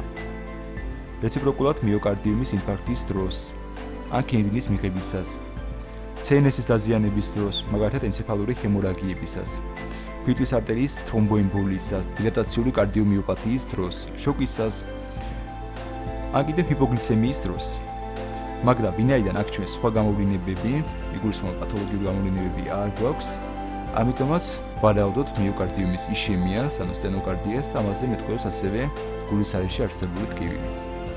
რა თქმა უნდა, თუ ჩვენ ჩავატარებდით ფიზიკური დატვირთვით ტესტს, მაშინ ეს იშემიური გამოვლინებები კიდევ უფრო გამოხატული გახდებოდა, მაგრამ ამის დიაგნოსტიკური მიზანი არ არსებობს. დასკვნის სახით შეიძლება ითქვას, რომ ელექტროკარდიოგრამაზე არის ეს სეგმენტის დეპრესია, რომელიც განპირობებული არის იშემიით. 30 წლის ქალბატონი, რომელმაც 3 თვის წინ ნორმალურად იმშობიარა, უჩივის კოშის. სხვა მხრივ სუბიექტური ჩივილები არ აქვს და აუსკულტაციურად მსუბუქი სისტოლური შუვილი გამოვლინდა. რაზე მეტყველს ელექტროკარდიოგრამა და რა უნდა მოვიმოქმედოთ. ხედავთ, რომ რითმი არის სინუსური, გვაქვს უნიფორმული პეკვილები ყოველი QRS კომპლექსის წინ და გულის ერთული ღერძიც ნორმალურია. შეამჩნიეთ, რომ ეს PQ ინტერვალი არის ძალიან ხანმოკლე და პეკვლისა და QQ-ის შორის იზოერთული ხაზი არ არის. თქვენი ყურადღება ასევე მიიპყრო გაფართოებულმა QRS კომპლექსმა, კარგად ჩანს AVF განხრაში და თითქოს ეს პარკუჭოვანი კომპლექსები იწყება გარკვეული საფეხურებით. ეს არის დელტა ტალღები. ასევე შეიმჩნევა ტეკვილების ინვერსია B1-ში, B2-ში და B3-ში. ძნელი არ არის იმის მიხედვით, რომ ამ ელექტროკარდიოგრამაზე არის Wolff-Parkinson-White-ის სინდრომი. სინდრომი, რომელიც ხასიათდება მოკლე PQ ინტერვალით, იმის გამო, რომ არის დამატებითი გამტარი გზა წინაგულსა და პარკუჭს შორის. და რა თქმა უნდა, გაფართოებული QRS კომპლექსით დელტა ტალღის არსებობის გამო. ჩვენთვის საინტერესო არის ის, თუ სად არის ეს დამატებითი გამტარი გზა, მარცხენა წინაგულსა და მარცხენა პარკუჭს შორის თუ მარჯვენა წინაგულსა და მარჯვენა პარკუჭს შორის. და ამის გარკვევაში გვეხმარება B1 განხრა. ვინაიდან აქ გვაქვს დომინანტური ერკბილი, ეს იმას ნიშნავს, რომ აქ არის Wolff-Parkinson-White-ის სინდრომის ტიპი A. ანუ დამატებითი გამტარი გზა მარცხენა წინაგულსა და მარცხენა პარკუჭს შორის. ელექტროკარდიოგრამაზე არსებული ცვლილებები ძალიან ემსგავსება მარჯვენა პარკუჭის ჰიპერტროფიის გამოვლინებებს, თუმცა აქ არსებული ცვლილებები ძალიან მყარად მეტყველებს VPV სინდრომს. რა თქმა უნდა, Wolff-Parkinson-White-ის სინდრომი არანაირად არ არის დაკავშირებული არც ორსულობასთან და არც მშობიარობასთან და ვერც იმ ქოშინის ხსნის, რომელიც ამ ქალბატონს განუვითარდა. ამიტომ ჩვენ უნდა კონცენტრირდეთ არა VPV სინდრომზე, არამედ ქოშინის გამომწვევ სხვა რეალურ მიზეზებზე. მაგალითად, ფილტვების დაავადებებზე, რომელთა დროსაც ფილტვებში სისხლის ოქსიგენაციის პროცესები ირღვევა. ემფიზემის, პნევმოსკლეროზის, კორპოზული პნევმონიის, პნევმოთორაქსის, ჰიდროთორაქსის დროს. თუმცა მათ შესაბამისი კლინიკური გამოვლინებები აქვთ და ეს უნდა გავითვალისწინოთ. ქოშინის მიზეზი ასევე შეიძლება იყოს გულსიცავთა სისტემის დაავადებები, რომელთა დროსაც ფილტვებში ერთად ცვლა არის შეზღუდული. მაგრამ ელექტროკარდიოგრამაზე ჯერ არ გამოვლინდა.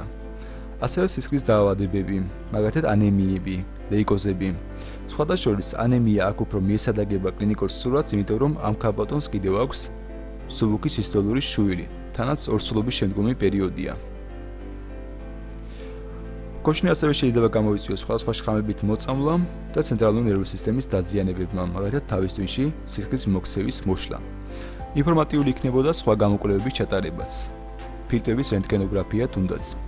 გამოვლინდებოდა ტუბერკულოზური ან სიმსივნური პროცესების არსებობა ფილტვებში, რომლებიც ასევე იწვევს ქოშინს. ყურადღებიდან არ უნდა გამოგრჩეს, რა თქმა უნდა, ფილტვის არტერიის თრომბოემბოლიის არსებობაც. დასკვნის სახით შეიძლება ითქვას, რომ ელექტროკარდიოგრამაზე ასახული იყო Wolff-Parkinson-White-ის სინდრომი, ტიპი A. 50 წლის მამაკაცმა, რომელიც უჩიოდა გულის არეში ტკივილის ფიზიკური დატვირთვისას, მიმართა ექიმს რამდენიმე საათიანი ტკივილის არსებობის გამო. რაზე მეტყველებს ელექტროკარდიოგრამა და როგორ მოიქცევით მსგავს სიტუაციებში. როგორც ხედავთ, აგზნების წყარო არის სინოატრიული კვანძი, ვინაიდან გვაქვს დადებითი უნიფორმული პეკვილები ყოველი პარკუჭოვანი კომპლექსის წინ მეორე განხრაში. გულის ერთული ღერძიც ნორმალურია.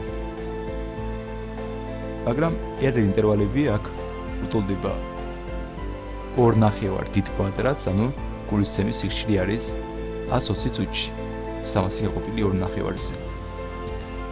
პაციენტს აქვს სინუსური ტაქიკარდია, რაც შეიძლება აიხსნას გულმკერდის არეში არსებული ტკივილით. ასევე ამჩნევთ მესამე და AVF განხრებში Q-კბილების არსებობას და გახლეჩილ QRS კომპლექს B3 განხრაში. აქვე შეიმჩნევა ST სეგმენტის დეპრესიაც, რომელსაც აქვს ჰორიზონტალური ფორმა. აი, B3 განხრაში ST სეგმენტი იზოლირებული ხაზიდან 5 მმ-ით ღრმად მდებარეობს. დეპრესია ასევე გვაქვს V5 და V6 განხრებში, მაგრამ არა ჰორიზონტალური სახით, არამედ იდიბად დაღმავალი ფორმით. ტეკბილები ნორმალურია, თუმცა შედარებით უფრო მაღალია.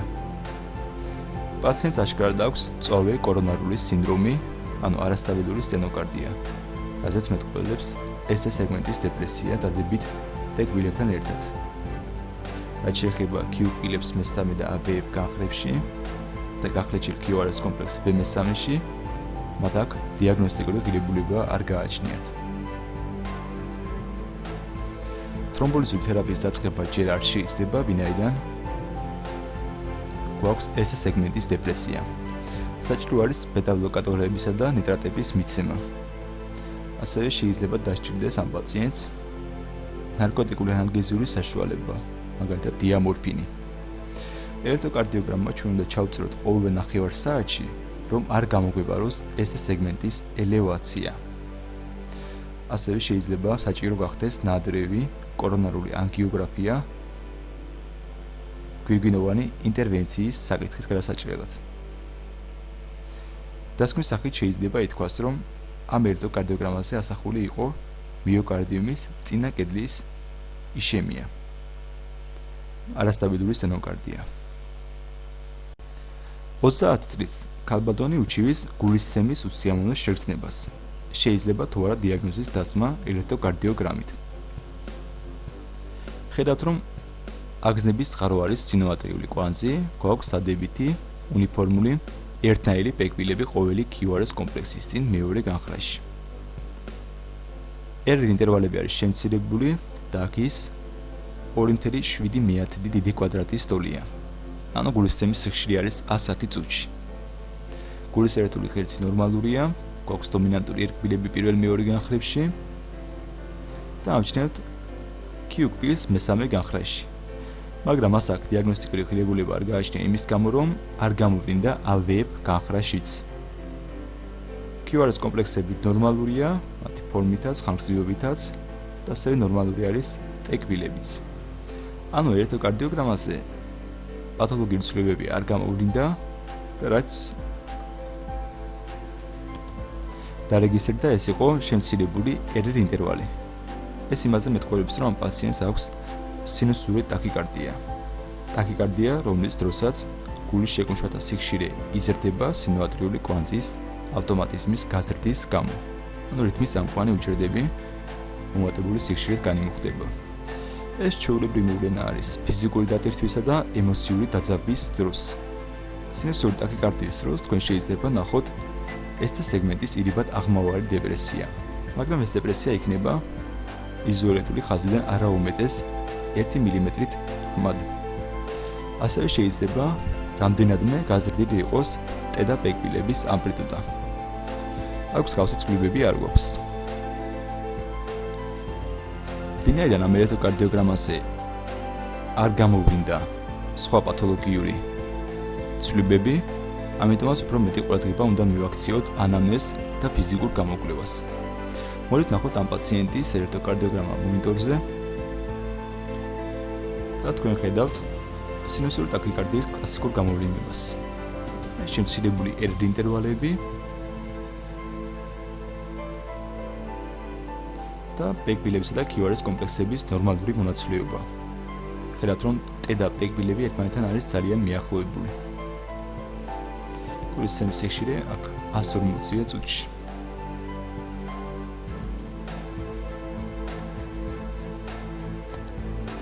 როგორც აღვნიშნეთ, პერსისტირებადი სინუსური ტაქიკარდია შეიძლება გამოწვეული იყოს ფსიქოემოციური აგზნებით, თირიოტოქსიკოზით წავეს სისხლდენით, ანემიით და გულის უკმარისობით.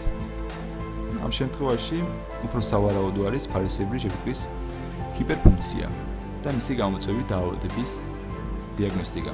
ეს ძალიან მარტივი არის და ჩვეულებრივ ადვილად ტკინდება სისხლის ანალიზით, ультრავგირითი გამოკვლევითა და უკიდურეს შემთხვევებში ბიოპსიით. მკურნალობით უნდა ვუმკურნალოთ სინუსური ტაკიკარდიის გამოწვევ მიზეზს. დასკვნის სახით შეიძლება ითქვას, რომ ელექტროკარდიოგრამაზე ასახული იყო სინუსური ტაკიკარდია. 80 წლის ქალბატონი რამდენიმე წლის მანძილზე მკურნალობდა გულის უკმარისობის გამო. ბოლო დროს უჩიოდა გულის რევასა და ღებინებას. ადრე გადაღებული ელექტროკარდიოგრამა არ არის. შეიძლება თუ არა ამ ელექტროკარდიოგრამით მკურნალობის სწორი ტაქტიკის შერჩევა. ხედავთ, რომ QRS კომპლექსების წინ ბეკვილები არ რეგისტრირდება და მათ ნაცვლად შეიმჩნევა იზოელექტრული ხაზის მცირედი ვიბრირება, ტალღოვნება. აი მესამე განხრაში, პირველ განხრაში, მემეორეში, მესამეში, მეექვსეში. ყველგან. ერერ ინტერვალებიც ასევე განსხვავებულია. აქ მაგალითად პრო დიდი ერერ ინტერვალია, ხოლო აქ შედარებით პრო ხანმოკლე. ვინაიდან აქ ბეკვილები არ გვაქვს და მათ ნაცვლად არარეგულარული სხვადასხვა ამპლიტუდის ტალღებია და სხვადასხვა ასევე ერერ ინტერვალების, ანუ პარკუჭების რითმი არის არასწორი, ეს იმაზე მეტყველებს, რომ ამ ელექტროკარდიოგრამაზე ნაჩვენებია წინაგულების ფიბრილაცია, წინაგულების ციმციმი. რომ ყოფილიყო თრთოლვა, ერერ ინტერვალები იქნებოდა თანაბარი და ეს ტალღებიც იქნებოდა რეგულარული. გულის ელექტრული ღერძი ნორმალურია, ვინაიდან გვაქვს დომინანტური ერკბილები, პირველ, მეორე, მესამე განხრებში და QRS კომპლექსების ფორმაც და ხანგრძლივობაც ასევე ნორმალურია. თქვენ ამჩნევთ V4, V5 და V6 განხრებში არსებულ ST სეგმენტის გობისმაგვარ დეპრესიას. სხვა განხრებში შეიმჩნევა, მაგრამ უფრო აი ამ განხრებში. კიდევ აი მეორე განხრაშიც მოჩანს, პირველ განხრაშიც. რაც შეეხება ტეკბილებს, ისინი აქ ნორმალურია, დადებითია და მათ მხრივ დეფორმაციები არ გვაქვს. ანუ ელექტროკარდიოგრამაზე არის წინაგულების ფიბრილაცია. μπορείτε ნახოთ ახლა როგორი არის პარკუჭების შეკუმშვის სიხშირე. თუ თქვენ გადაეტვით 15 კვადრატში არსებულ QRS კომპლექსების რისხს და მას გაამნავლეთ 20-ზე, ნახავთ, რომ აქ იქნება 80 წუთში. ანუ მოცემცემი არითმიის ნორმოსისტოლური ფორმა. ეს ST სეგმენტის დეპრესია თავისთავად მეტყველებს იმასე, რომ ეს პაციენტი იღებს დიგოქსინს და იღებს მას საკმარისი დოზით. ვინაიდან პარკუჭების შეკუმშვის სიხშირე ნორმის ფარგლებშია. რაც შეეხება თვითონ აი ამ დიგოქსინით ინტოქსიკაციას, მართალია მისი სიმპტომები, აი გულისრევა და ღებინება უკვე გამოვლინდა, მაგრამ ელექტროკარდიოგრამაზე შესაბამისი ცვლილებები არ გვაქვს. თუ არ ჩავთვით ST სეგმენტის ქალამისებრ ცდომას იწუხას ქვემოთ. თუმცა აქ არ არის სხვა ნიშნები, როგორც არის ორფაზიანი, ან უარყოფითი ტეკბილები. გულის რითმის სხვადასხვაგვარი დარღვევები, მაგალითად ექსტრასისტოლები, პარკუჭოვანი, ბი-ტრი ან კვადრიგემინის სახით. არ გვაქვს ასევე სინუსური ბრადიკარდია ან ატრიომეტრიკულური განტარებლობის შენელება, სტომილი ნერვის ტონუსის მომატების შედეგად. თუმცა ჩვენ მაინც უნდა დროებით შევწყვიტოთ ამ პაციენტისთვის დიგოქსინის მიცემა და გავსაწყოთ მისი კონცენტრაცია სისხლში. ასევე აუცილებელია შევაფასოთ კალიუმის დონეც. დასკვნის სახით შეიძლება ითქვას, რომ ელექტროკარდიოგრამაზე წარმოდგენილი იყო წინაგულების ფიბრილაცია, მოცემცემი არითმია და დიგოქსინის ეფექტი. 60 წლის მამაკაცს, რომელსაც გაუკეთდა ქოლეცისტექტომია, არ ჰქონდა რაიმე სახის დარღვევები გულსის ძარღვთა სისტემის მხრივ, მათ შორის არც ელექტროკარდიოგრამაზე. ოპერაციიდან რამდენიმე დღის შემდეგ დაიწყო ხველება და გაუჩნდა პლევრიტული ხასიათის ტკივილი გულმკერდის არეში. რაზე მეტყველებს ელექტროკარდიოგრამა და რა უნდა გავაკეთოთ? ხედავთ, რომ QRS კომპლექსების წინ არ რეგისტრირდება ტეკბილები, ესენი ტეკბილებია და არც იზოერტული ხაზის ტალღოვნება მოჩანს. სწორი იზოერტული ხაზებია. თუმცა QRS კომპლექსების გამოჩენა არარეგულარულია და ხედავთ რომ ერერ ინტერვალები არის სხვადასხვა. აქ შედარებით უფრო დიდი ერერ ინტერვალია, აქ შედარებით უფრო ხანმოკლე SS ინტერვალი. პექბილის არარსებობა და ეს პარკუჭების არასწორი რითმი მეტყველებს იმაზე რომ აქ არის მოციმციმი არითმია. მიუხედავად იმისა რომ არ გამოვლინდა იზოერტული ხაზის ტალღოვნება. გულის ერთული ღერძი ნორმალურია, გვაქვს დომინანტური ერკბილები პირველ-მეორე განხრებში, მაგრამ თქვენ ამჩნევთ რომ მესამე განხრაში, AVF-ში, V1, V2 და ასევე V3-შიც QRS კომპლექსს აქვს დამახასიათებელი M ფორმა და გამოვლინდა RSR პატერნი. აი ხედავთ, იწყება პატარა ერკბილით, მოდის S-ი და მეორე ერკბილი უფრო დიდია. რო კარგად ჩანს აი V1 განხრაში. პირველი პატარა ერკბილი, მერე S-ი და მეორე შედარებით დიდი ერკბილი.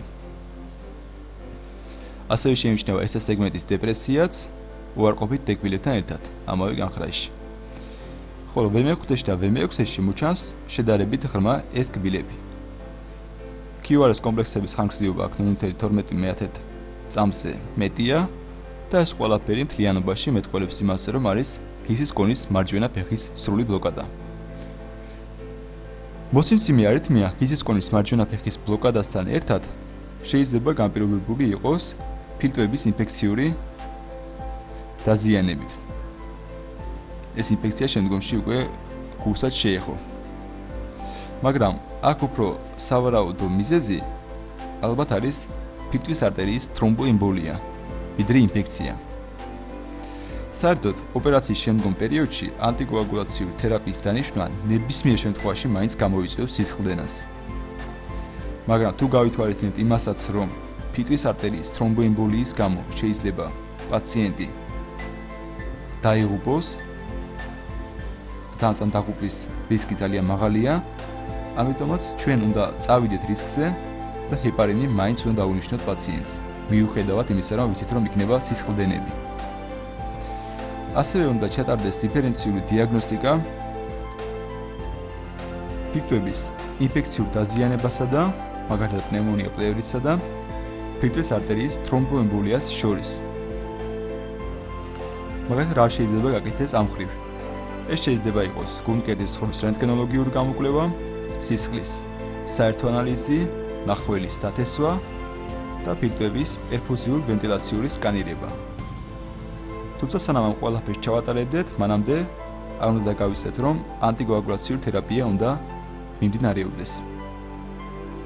დასკვნის სახით შეიძლება ითქვას, რომ ელექტროკარდიოგრამაზე ასახული იყო მოციმციმი არითმია და ჰისის კონის მარჯვენა ფეხის ბლოკადა.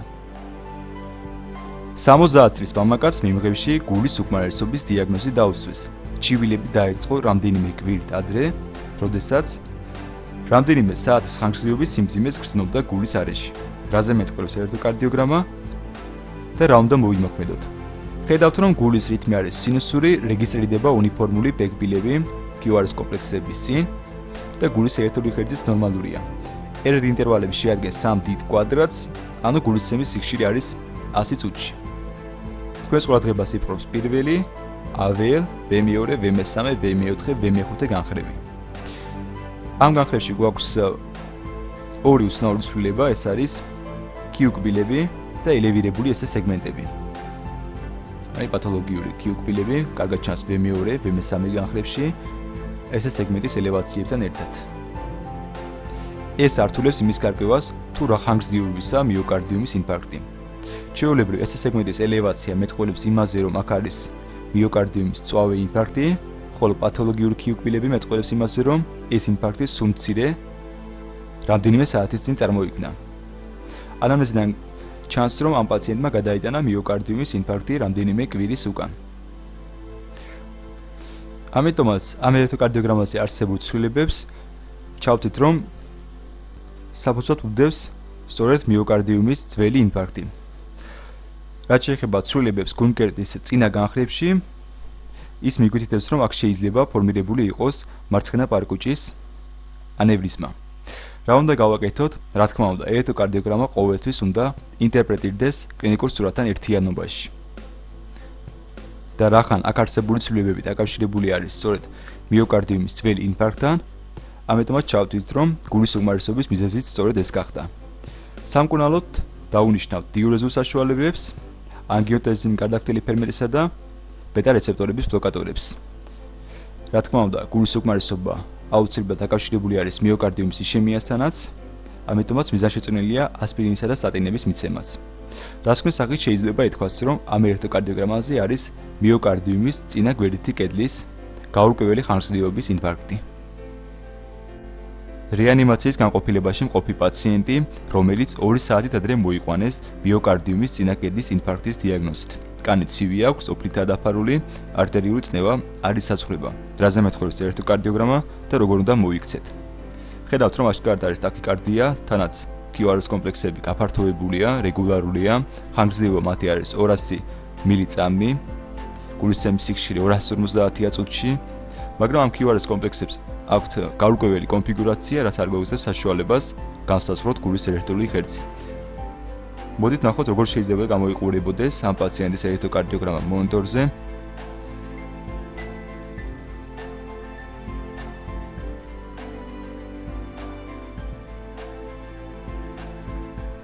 ახლა კი განსაზღვროთ თუ როგორი ტაქიკარდია ამ ელექტროკარდიოგრამაზე ნაჩვენები. ჩვენ უკვე აღვნიშნეთ, რომ ამ პაციენტს აქვს მიოკარდიუმის წინა კედლის ინფარქტი. როცა არის მიოკარდიუმის ინფარქტი და გვაქვს ტაქიკარდია ფართო QRS კომპლექსებით, ჩვენ ეს ტაქიკარდია უნდა განვიხილოთ როგორც პარკუჭოვანი. გარდა იმ შემთხვევისა, როცა ცნობილია, რომ პაციენტს ადრე ჰქონდა ისის კონის ბლოკადა სინუსური რითმის ფონზე. ასევე შევამჩნიეთ და შევნიშნეთ, რომ QRS კომპლექსები რეგულარულია, ანუ რითმი რეგულარულია და ეს პარკუჭოვანი კომპლექსები გაფართოებულია და გაურკვეველი ფორმისაა. ეს ნიშნები არ ტოვებს იმის ეჭვს, რომ აქ არის პარკუჭოვანი ტაქიკარდია. გულსისარდთა სისტემის უკმარისობის ასეთ მძიმე შემთხვევებში აუცილებელია გადაუდებელი ელექტრული კარდიოვერსია. დასკვნის სახით შეიძლება ითქვას, რომ ამ პაციენტს აქვს პარკუჭოვანი ტაქიკარდია, რომელიც განუვითარდა მიოკარდიუმის ინფარქტის ფონზე. 35 წლის პილოტი ყოველგვარი ჩივილების გარეშე პროფილაქტიკისას აღმოაჩნდა მომატებული არტერიული წნევა, რაზე მეტყველებს ელექტროკარდიოგრამა და როგორ უნდა მოიქცეთ.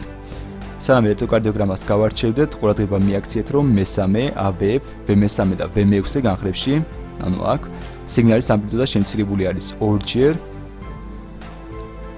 ანუ 0.5 სანტიმეტრი უდრის 1 მილივოლტს. გულის რითმი არის სინუსური, ხედავთ დარეგისტრირდა დადებითი უნიფორმული ბექბილი QRS კომპლექსების წინ. გულის ელექტრული ხერხიც ნორმალურია, RR ინტერვალზე დარტყმობით გულისცემის სიხშირე არის 50 წუთში, გაიშვიათებულია. თქვენ შეამჩნიეთ, რომ PQ ინტერვალი არის ძალიან დამოკლებული. აქ მისი ხანგრძლივობა 0.12-ზე გაცილებით ნაკლებია და QRS კომპლექსების დასაწყისში შეიმჩნევა გარკვეული საფეხური, რაც ამ QRS კომპლექსს ახანგრძლივებს და სამ პატარა კვადრატზე ბევრად მეწყლის. აქ 200 მილიწამს ხანგრძლივობით. აი კარგად ჩანს V5 განხრაშიც, V4-შიც.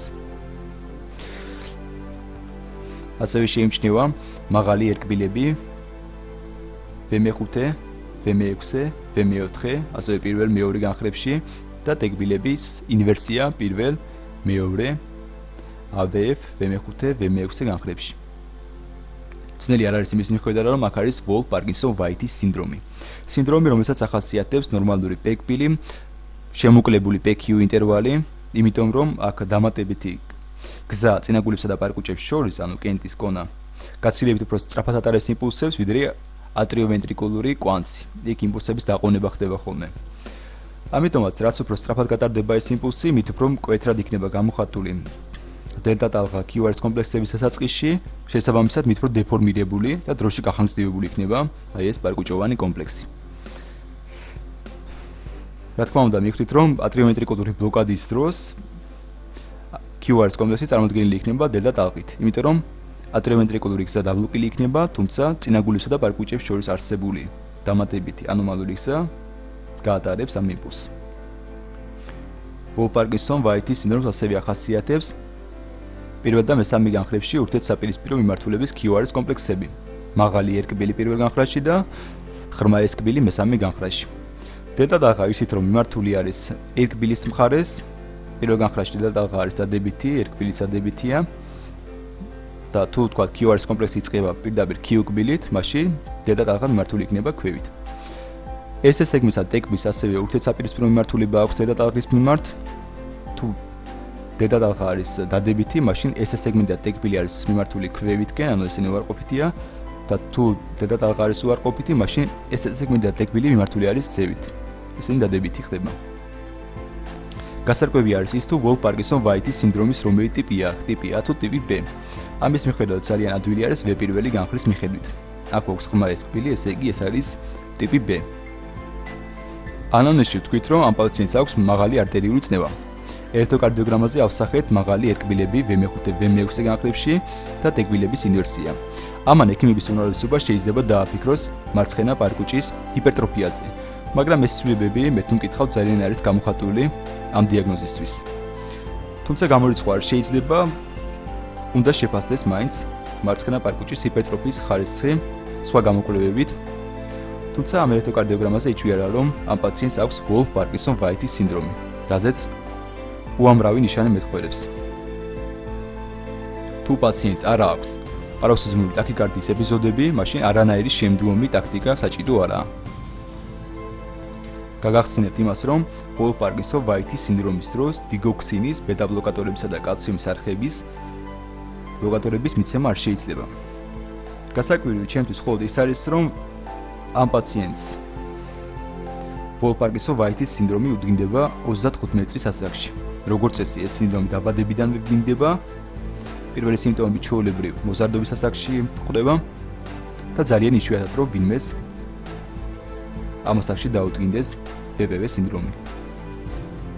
დასკვნის სახით შეიძლება ითქვას, რომ ელექტროკარდიოგრამაზე წარმოდგენილი არის წინაგულებსა და პარკუჭებს შორის არსებული დამატებითი გზის ამსახველი ცვლილებები. კერძოდ ვოლფ-პარკინსონ-ვაიტის სინდრომი, ტიპი B. 80 წლის მამაკაცს სიცდარღვოვან ქირურგიაში ოპერაციის შემდეგ ელექტროკარდიოგრამაზე აღმოაჩინა დარღვევები. რაზე მეტყველებს ეს ელექტროკარდიოგრამა და რა უნდა მოიდმოქმედოთ. ხედავთ, რომ გულის რიტმი არის სინუსური, რეგისტრირდება დადებითი უნიფორმული, თუმცა მცირედ გამოხატული პეკბილები QRS კომპლექსების წინ და გულის ერთული ხერხი ნორმალურია. ასევე ნორმალურია QRS კომპლექსების ფორმაც, მაგრამ რაც ამ ელექტროკარდიოგრამაზე თქვენს ყურადღებას იპყრობს, ეს არის ეს სეგმენტის დეპრესია გულმკერდის განხრებში.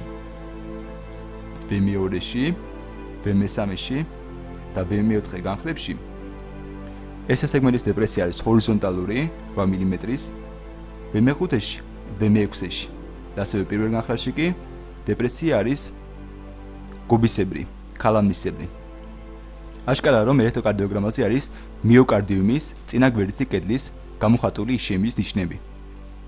ვინაიდან პაციენტი არის 80 წლის, რა გასაკვირია, რომ აღმოჩნდეს ამ იშემიის მიზეზი სისხლდარღვევის ათეროსკლეროსული დაზიანება. ამ კონკრეტულ შემთხვევაში კორნალობის ტაქტიკის შერჩევა არც ისე ადვილია, იმიტომ რომ ამ პაციენტმა სრულიად ახლახანს გაიკეთა ოპერაცია. ამიტომაც ანტიკოაგულანტების, ასპირინის და ნიტრატების ინტრავენული დანიშვნა ძალიან სარისკოა, თუმცა აუცილებელია. ამიტომაც არის, რომ ეს პაციენტი კორნალობის მთელი კურსის განმავლობაში უნდა ჰყავდეს განსაკუთრებული ყურადღების ქვეშ. დასკვნის სახით შეიძლება ითქვას, რომ ელექტროკარდიოგრამაზე არის მიოკარდიუმის წინაგვერდითი კედლის გამოხატული იშემიის ნიშნები. მოცემული ელექტროკარდიოგრამა ეკუთვნის ტრენირებულ სტუდენტს, რომელიც ძლიერ ნერვიულობს ჯანმრთელობის გამო. არის თუ არა ელექტროკარდიოგრამაზე საგანგაშო ნიშნები. ხედავთ, რომ გულის რიტმი არის სინუსური, რეგისტრირდება უნიფორმული პეკბილები პარკუჭოვანი კომპლექსების წინ და გულის ერთული ღერძი ნორმალურია. თქვენს ყურადღებას იპყრობს V5, V6 განხრებში არსებული ერკბილების ამპლიტუდები. როგორც იცით, 1 დიდი კვადრატის სიგრძე შეადგენს 5 მმ-ს. ამაზე დაყრდნობით V5 განხრაში ერკბილის ამპლიტუდა არის 32 მმ, V6 განხრაში 28 მმ. სერიოზული ცვლილებები ეს კბილების მხრივ V1, V2 განხრებში არ გვაქვს. ასევე ყურადღებას იპყრობს V3 განხრაც, ვინაიდან აქ ერკბილის არასაკმარისი პროგრესია მოჩანს. ტეკბილებისა და ეს სეგმენტების მხრივ ცვლილებები არ გვაქვს. ნორმის ფარგლებშია. ანუ ელექტროკარდიოგრამაზე არის მარცხენა პარკუჭის ჰიპერტროფიის ამპლიტუდური კრიტერიუმები. ეს კრიტერიუმები გულისხმობს იმას, რომ თუ V5 ან V6 განხრებში ერკბილების ამპლიტუდა მეტია 25 მმ-ზე, ხოლო V1 ან V2 განხრებში ეს კბილების სიღრმე 35 მმ-ს აღემატება, უნდა ვივარაუდოთ მარცხენა პარკუჭის ჰიპერტროფია. მაგრამ ნუ ვიჩქარეთ დასკვნებით, როგორც ხედავთ, აქ ტეკბილები ნორმალურია, ამიტომაც იზოლირებულად, მხოლოდ ამ კრიტერიუმებზე დაყრდნობით, ვერ ვივარაუდებთ მარცხენა პარკუჭის ჰიპერტროფიას. თანაც ეს პაციენტი არის ახალგაზრდა, ტრენირებული მამაკაცი, ამიტომაც ეს შეიძლება ნორმის ვარიანტადაც განვიხილოთ. რაც შეეხება ერკბილის არასაკმარის პროგრესიას V3 განხრაში, ის შეიძლება მიუთითებდეს მიოკარდიუმის წინაკედის ძველ ინფარქტზე. მაგრამ ისევ პაციენტის ასაკიდან გამომდინარე, ამაში ღრმა დარწმუნება არ შეიძლება. შეიძლება უბრალოდ ელექტროკარდიოგრამის გადაღების მომენტში ეს ელექტროდები არასდროს დაადეს გულმკერდის ზედაპირზე. ჩვენ განმეორებთ უნდა გადავიღოთ ელექტროკარდიოგრამა, ყურადღებით დავაკვირდეთ სადუდეთ ამ ელექტროდებს და თუ იმავე სურათს კვლავ მივიღეთ, მაშინ უნდა ვივარაუდოთ, რომ ამ პაციენტს მართლაც ჰქონდა მიოკარდიუმის წინაკედის ძველი ინფარქტი. რა თქმა უნდა, შეიძლება ეს პაციენტი დავამშვიდოთ და სახლში გავუშვათ კურნალობის გარეშე, მაგრამ უფრო უმჯობესი იქნებოდა შეგვეთავაზებინა ეკოკარდიოგრაფია და ის გვიჩვენებდა მარცხენა პარკუჭის სისქის რეალურ ვარიანტს.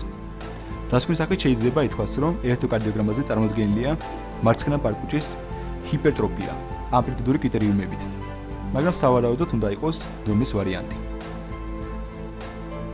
ეს საინტერესო კლინიკური შემთხვევა, ესე იგი 65 წლის მამაკაცს 3 წლის წინ განუვითარდა მიოკარდიუმის ინფარქტი. ახლა მას გულის არეში აქვს იშემიური ხასიათის ტკივილი, რომელიც დაახლოებით 2 საათს გაგრძელდა.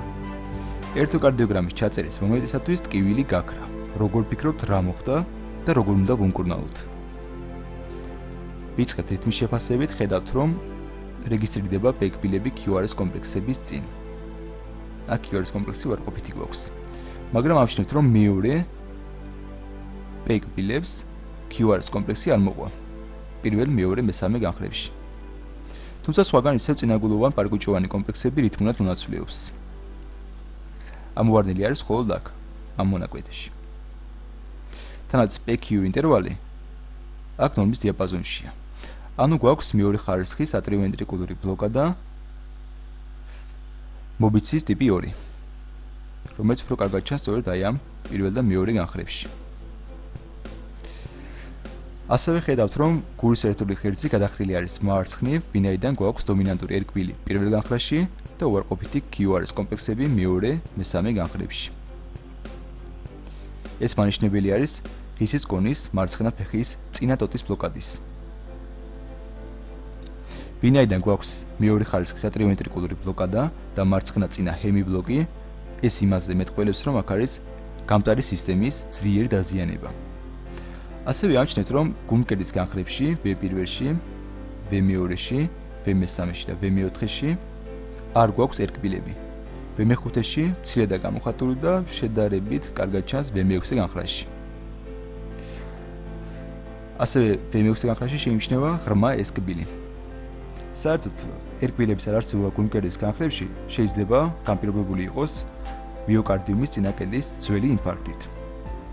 მაგრამ ღრმა ესკბილები გაფართოებულ QRS კომპლექსთან ერთად, აქ მათი ხანგრძლივობა 160 მილიწამია, მეტყველებს პარკუჭი და გამტარობის დარღვევას. რა უნდა გავაკეთოთ ასეთ სიტუაციაში? როგორც ნახეთ, ეს ახლად წარმოქმნილი ტკივილი შეიძლება განპირობებული იყოს ან განმეორებით განვითარებული მიოკარდიუმის ინფარქტით, ან კიდევ სრული ატრიოვენტრიკულური ბლოკადის ფონზე წარმოქმნილი ბრადიკარდიით. სრულის, იმიტომ რომ აქ გვაქვს მეორე ხარისხის ატრიოვენტრიკულური ბლოკადა, რომელიც შემდგომში შეიძლება გადავიდა სრულში და როცა უკვე ელექტროკარდიოგრამა გადავიღეთ, აღარ დაფიქსირდა. თუ ჩვენ ამ ელექტროკარდიოგრამას ისევ გადავიღებთ და გავაკეთებთ სისხლის ანალიზს და ეს ყველაფერი იმეტყველებს მიოკარდიუმის ინფარქტის საწინააღმდეგოდ, მაშინ დაგჭირდება მუდმივი კარდიოსტიმულატორის იმპლანტაცია. თუ თუ ელექტროკარდიოგრამა და სისხლის მარკერები დაადასტურებს ახალ ინფარქტს, მაშინ მიზანმიმართულად უნდა დავიწყოთ პაციენტის მონიტორირება და დინამიკაში დავაკვირდეთ ატრიომეტრიკულურ გამტარებლობას. დასკვნის სახით შეიძლება ითქვას, რომ ელექტროკარდიოგრამაზე წარმოდგენილი იყო სამი პათოლოგია.